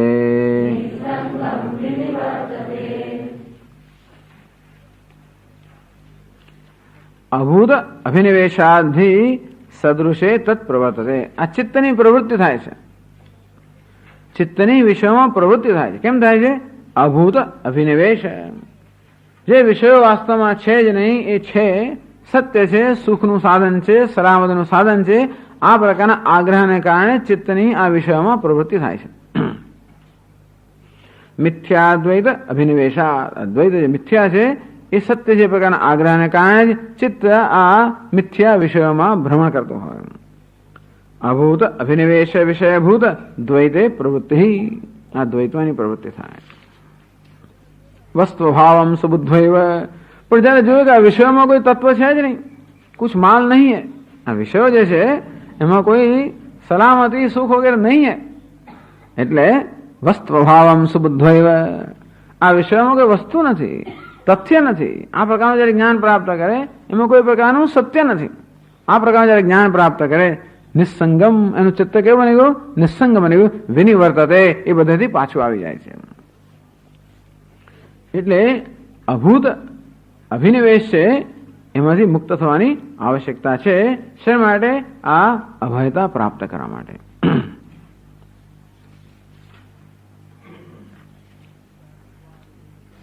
કહે છે વ્યભિચારિત્વાદ હેતુભિ અદ્વય આત્મદર્શનેન વા સાધ્ય સાધનાત્મા દ્વૈતસ્ય વસ્તુના અભાવમિદાપવાન બુદ્ધવાન. આ વસ્તુનો અભાવ કેમ જાણવો? અર્થાત આ વિષયમાં કોઈ પ્રકારનું તથ્ય નથી કેમ જાણવું? વ્યભિચારિત્વાદ હેતુભિ. પહેલી કક્ષા છે વ્યભિચારિત્વાદ હેતુભિ. આ વિષયો સુખ આપવામાં કોઈ રીતે કન્સિસ્ટન્ટ એટલે અવ્યભિચારી નથી. ક્યારેક સુખ આપે, ક્યારેક ના આપે, કોઈકને આપે, કોઈકને ના આપે. આમ વિષયોમાં કોઈ પણ પ્રકારની વ્યવસ્થા નથી. વ્યભિચારિત્વ. જો કોઈ વિષય હંમેશા નિયમ પ્રમાણે જો સુખ આપતો હોત તો ભલે મોક્ષને આપણે બાજુ મૂકી દે. કોઈ વસ્તુ નિયમ પ્રમાણે કોઈ પણ વસ્તુ નિયમ પ્રમાણે સુખ આપતી હોત, પછી કોઈ પણ વસ્તુ હોય જે મારાથી ભિન્ન હોય, ઈશ્વર પણ જે મારાથી ભિન્ન હોય, નિયમ પ્રમાણે સુખ આપતો હોત, એ ક્યારેક જતો હોય ક્યારેક આવે, એવું કંઈક તો થાય છે. અને તેથી ઈશ્વરની તો વાત જવા દો, સામાન્ય મનુષ્યો તો આ બધા વિષયોની પાછળ ભટકતા હોય છે. એમાં કોઈ પણ વસ્તુ જગતની કોઈ પણ સિદ્ધિ હોય, ભૌતિક સિદ્ધિ હોય, આંતરિક સિદ્ધિ હોય, કોઈ પણ પ્રકારની સિદ્ધિ પણ નિયમ પ્રમાણે સર્વ દેશમાં, સર્વ કાળમાં, સર્વ અવસ્થામાં મને એકલાને જ સુખ આપતી હોત તોય પણ બીજા કશાની આવશ્યકતા નથી. વિવિચારિત્વાદી, ક્ષયિષ્ણુત્વાદી, ક્યારેક આપે, ક્યારેક ના આપે. સુખ આપે ત્યારે પણ અમુક સમય માટે આપે, પછી સુખ આપવાની એની ક્ષમતા રહેતી નથી. લાડુ હોય તોય શું, એક ખાધો, દોઢ ખાધો, બે ખાધા, પછી બસ બહુ ખાધો, બહુ ગળ્યો સ્વામીજી. ત્રણ ખાધા પછી કે બહુ ગળ્યો, ત્યાં સુધી ગળ્યો નથી. એટલે જયારે આવું કઈક જયારે પણ કોઈ પ્રકારના ભોજનને હવે કઈ ટીકા કરવામાં આવે, પેટ ભરાવી તો આવું જ બોલાય ને. હવે ટૂંકમાં આજે બરોબર થયું ને જયારે ખાટું છે એ તો હવે ખાધા પછી એવું જ કહેવાય ને ટૂંકમાં. પણ આ બધી વસ્તુઓ પછી ખાટી છે, પછી તીખી છે, પછી એવું લાગે. એટલે જ્યાં સુધી આ વસ્તુ આનંદ આપતી હોય, આનંદ આપવાની દરેકની એક મર્યાદા હોય છે ને. એટલે વ્યભિચારિત્વમ, ક્ષયિષ્ણુત્વમ, એ સિવાય પણ સંસ્કાર, સંતાપ, બધું અનેક વસ્તુ, અનેક સંસ્કારો આ વસ્તુ ખાધેલી હોય કે ભોગવેલી હોય એ પછી સંસ્કાર ઉત્પન્ન કરે. એમ કરીને વળી પછી બીજી ઈચ્છાઓ ઉત્પન્ન કરે, બીજી તૃષ્ણાઓ ઉત્પન્ન કરે. અટકી જતો તો વાંધો નહીં, એક વાર લાડુ ખાવાથી અટકી જતો વાંધો નહીં. દરેક કેમ્પમાં લાડુ છે એટલે એ બધો સંસ્કાર ઉત્પન્ન થાય દરેક કેમ્પમાં છે. એટલે ભાઈ કેમ્પમાં જઈને આ બધું છું, પણ સ્વામી આવું તો જોઈએ જ ને, થોડુંક તો જરા જોઈએ જ ને. આખો દિવસ વેદાંત સાંભળ કે તો કંઈક તો જોઈએ ને પછી. એટલે દરેક શિબિરમાં આવું જોઈએ, દરેક આવું જોઈએ જતો. એટલે ટૂંકમાં આ બધા સંસ્કાર ઉત્પન્ન થાય. તેથી આ બધું કેવું છે, સંતાપ ઉત્પન્ન કરે, પરિણામ ઉત્પન્ન કરે, સંસ્કાર ઉત્પન્ન કરે.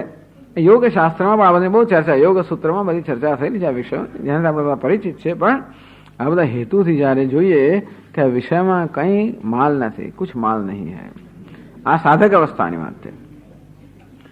તો જ અદ્વય આત્મદર્શન વા, પછી અદ્વય આત્મદર્શનની જો કે આ તો મિથ્યા જ છે, એટલે પછી તો મિથ્યા તો સમજાયું. અત્યારે સાચા માની છે ત્યારે પણ એમાં કોઈ કશું તત્વ નથી. પછી સાચા ન હોય તો પછી એમાં પ્રશ્ન રહ્યો જ નથી. પરંતુ પહેલી ત્યક્ત બાહ્યષણ, પહેલી બાહ્યષણ ત્યાર કેવી રીતે કે આ બધામાં બધા અનુભવ પૂરતા થયેલા છે. બધા એવું નથી કે નથી થયેલા અનુભવ. ના, જરા અનુભવ લઈ જવું સ્વામી ત્યારે પછી હું નક્કી કરું કે આ વિષયમાં કશું નથી. એ તો લેતો જ આવ્યો છું ને, જન્મથી લેતો આવ્યો છું. અને શું કામ અંદર અગ્નિમાં હાથ નાખવાની જરૂર છે? બીજા જોતા નથી, આપણે જોઈએ છે આખી દુનિયામાં. માણસે બીજાના અનુભવ તો કંઈક તો શીખવું જોઈએ ને. જંપલાય કરવાની જરૂર નથી હોતી, પણ હું તો જંપલાઈશ પછી ખબર પડશે મને. ત્યાં સુધી ના ખબર. બીજા લોકોને આવડતું નહીં સ્વામીજી કે કેમ આનંદ લેવો, પણ મને ખબર છે માટે હું એનો આનંદ કેમ લેવો હું જાણું છું. અને હું જંપલાવીશ અને પછી બરોબર કષ્ટ પામીશ અને ઘડાઈશ નહીં, પણ બરોબર શું ટીપાઈશ બરોબર, અને પછી જ સમજીશ જે હોય તે. પણ ટૂંકમાં એમ ઈચ્છા એમને જતી નથી હોતી. ખરું આકર્ષણ છે, હદ વગરનું આકર્ષણ છે. વસ્તુનું જે આકર્ષણ છે એ ખરેખર હદ વગરનું છે. તેથી આમ પછી આ ત્યક્ત બાહ્યષણ, આ રીતે વિચાર કરવાથી સ્વામી બધું જાણવું પણ તોય જતું નથી. આ વ્યભિચારી છે પણ જાણું છું, ક્ષયિષ્ણુ છે બધું જાણું છું, અને તોય પણ એની ઈચ્છા તો રહ્યા જ કરે છે. જાણ્યું નથી આનો હજી અંદર નથી પ્રવેશ કર્યો. ટૂંકમાં આ બધું જયારે આપણે અપરોક્ષ એ અપરોક્ષ ભ્રમ પરોક્ષ જ્ઞાન से नहीं जाता है. અપરોક્ષ ભ્રમ અપરોક્ષ જ્ઞાનથી જાય. તે અપરોક્ષ આ તૃષ્ણા છે એ પરોક્ષ જ્ઞાનથી નથી જતી કે કુછ નહીં હે સ્વામીજી સબ હમ સમજ, એ બધું એ પરોક્ષ જ્ઞાનથી જતું નથી. જ્યારે અપરોક્ષ જ્ઞાન થાય કે આ વસ્તુ ક્ષયિષ્ણુ છે, આ વસ્તુમાં ખરેખર સુખ નથી, આ વસ્તુમાં ખરેખર સલામ નથી, એવું અપરોક્ષ જ્ઞાન થાય તો જ અપરોક્ષ તૃષ્ણા દૂર થાય. એમ કહે છેવટે પછી અદ્વય આત્મદર્શન અદ્વય આત્મદર્શનથી સાધ્ય સાધાનાત્મન દ્વૈતસ્ય વસ્તુના અભાવ અપમાન બુદ્ધવાન. આ સાધ્ય અને સાધન દ્વૈતમાં આ બે કક્ષાઓ છે, સાધ્ય અને સાધન. આ સ્વર્ગાદી લોક કેવું છે? સાધ્ય. આ કર્મ શું છે? સાધન. એ પણ દ્વૈત. તો આ પ્રકારના દ્વૈતસ્ય વસ્તુના અભાવ અપમાન બુદ્ધવાન. આ રીતે આ દ્વૈત વસ્તુમાં કોઈ પ્રકારનો ભાવ નથી એમ બુદ્ધવાન. તદા કહે છે તદા યથોક્ત પદ પ્રાપ્ત સ્વરૂપત્વાત વસ્તુતઃ સદાતનત્વે તદબોધ સાપેક્ષ એવ તત્ર કાળ પરિચ્છેદ વ્યવહાર. આ તદા કહેવામાં આવ્યું. એ તો સદા પ્રાપ્ત નથી, તદા પ્રાપ્ત છે. તદા ન જાયતે ચિત્તમ, એમ તદા કહેવાનો પણ હેતુ છે કે કંઈક અપેક્ષા છે. યથોક્ત પદ પ્રાપ્ત સ્વરૂપત્વાત. આ યથોક્ત પદ છે જે અભયમ અકામમ વીત શોકમ જે પદ છે, વીત શોકમ અકામમ અભયમ પદ જે છે એ ખરેખર તો મારું સ્વરૂપ છે. વસ્તુતઃ સદાતનત્વે બી, અંતેથી હંમેશા વિદ્યમાન છે મારા સ્વરૂપ રૂપે. તથાપિ તદબોધ સાપેક્ષ એવ તત્ર કાળ પરિચ્છેદ વ્યવહાર. પરંતુ એ પદના બોધની આવશ્યકતા છે ત્યાં સુધી એ પદનો લાભ મળતો નથી હોતો, અને એટલે એ અપેક્ષાએ તદા ત્યારે એ પ્રકારના શબ્દનો પ્રયોગ કરવામાં આવ્યો. પુમાન બુદ્ધવાન તદા વસ્તુ અભાવમ પુરુષ બુદ્ધવા એવ. ત્યારે આ વસ્તુઓનો અભાવ એનું મિથ્યાત્વ જ્ઞાન પ્રાપ્ત કરીને નિસ્સંગમ વિનિવર્તતે. નિસ્સંગમ યથાસાત.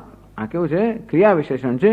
નિસ્સંગમ ચિત્તમ યથા પુનઃ ન પ્રવર્તતે તથા તન્નિવૃત્તિમ અનુનિવૃત્ત ભવતિ ઇત્યર્થ. પછી એનું ચિત્ત ખરેખર અસંગ બને.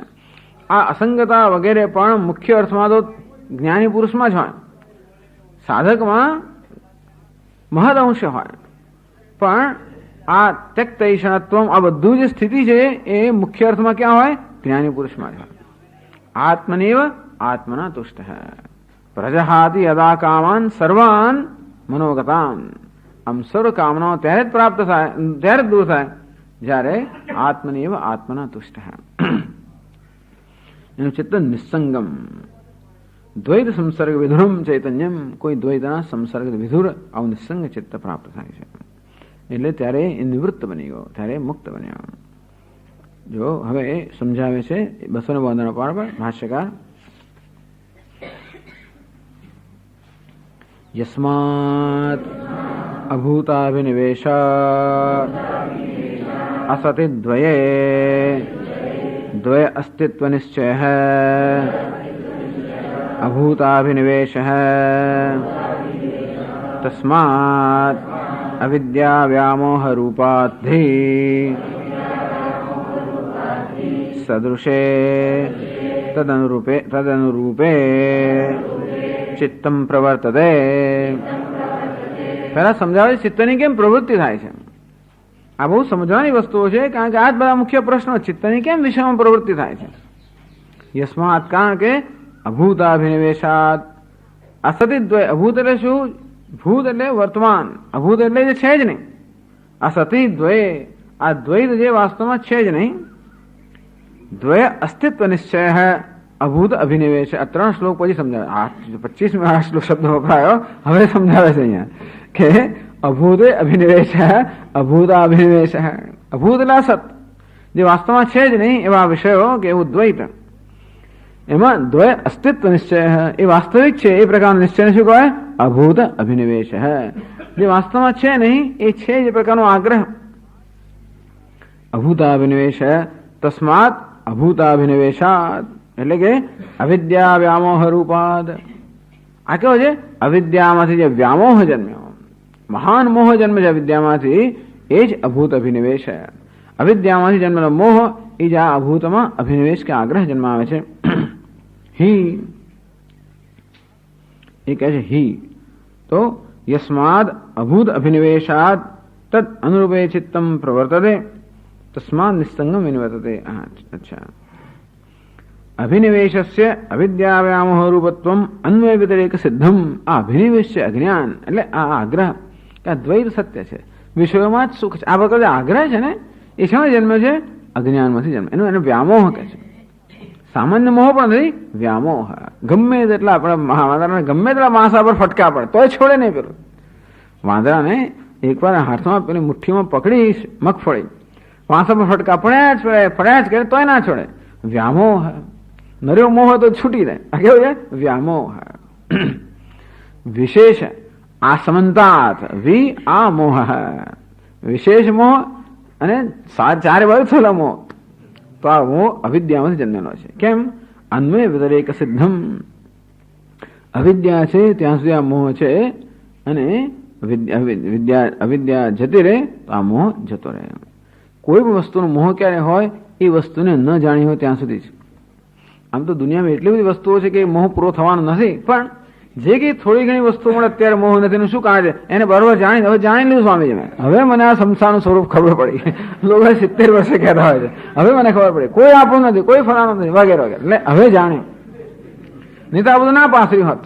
પહેલેથી જાણતા હોત તો આ બધું ના પાથર્યું હોત, પણ હવે જાણ્યું. એ શું જાણ્યું? વસ્તુનું સાચું જે કે થોડી જાણ્યું, એટલે જે કે થોડી ઘણી વસ્તુનું સાચું સ્વરૂપ જાણ્યું, મોહ જતો રહ્યો. એટલે શંકરાચાર્ય કહે છે ને કે આ વિદિતમ સ્યા, જે વસ્તુ જાણવામાં આવે તદ અલ્પમ મર્ત્યમ હેયમ. વસ્તુના વાસ્તવિક સ્વરૂપમાં જાણવામાં આવે ત્યારે ખબર કે અલ્પ છે, મર્ત્ય છે, દુઃખાત્મકમ, દુઃખનું કારણ છે, હેયમ ત્યાજવા યોગ્ય છે. પછી આ મોહ છે એનો અર્થ એ કે વસ્તુને વાસ્તવિક રીતે જાણી નથી. બસ અંદર બહાર જાણો બરોબર. इसमें है કે હાડ પિંજર છે, આમાં અંદર બહાર જાણો પછી કોઈ મોહ ના આવે. એટલે અત્યારે બહુ મોહ આમ છે, એવું સરસ પેકિંગ કરેલું છે ને, જાણતા નથી કે આ શું છે, પરંતુ એમાં શું ભરેલું છે એ બધાનું જે વાસ્તવિક જ્ઞાન દેખાય છે, આપણા શરીરમાં દેખાય, હજી પણ આ બુદ્ધિમાં દેખાય, એ શરીરમાં દેખાય.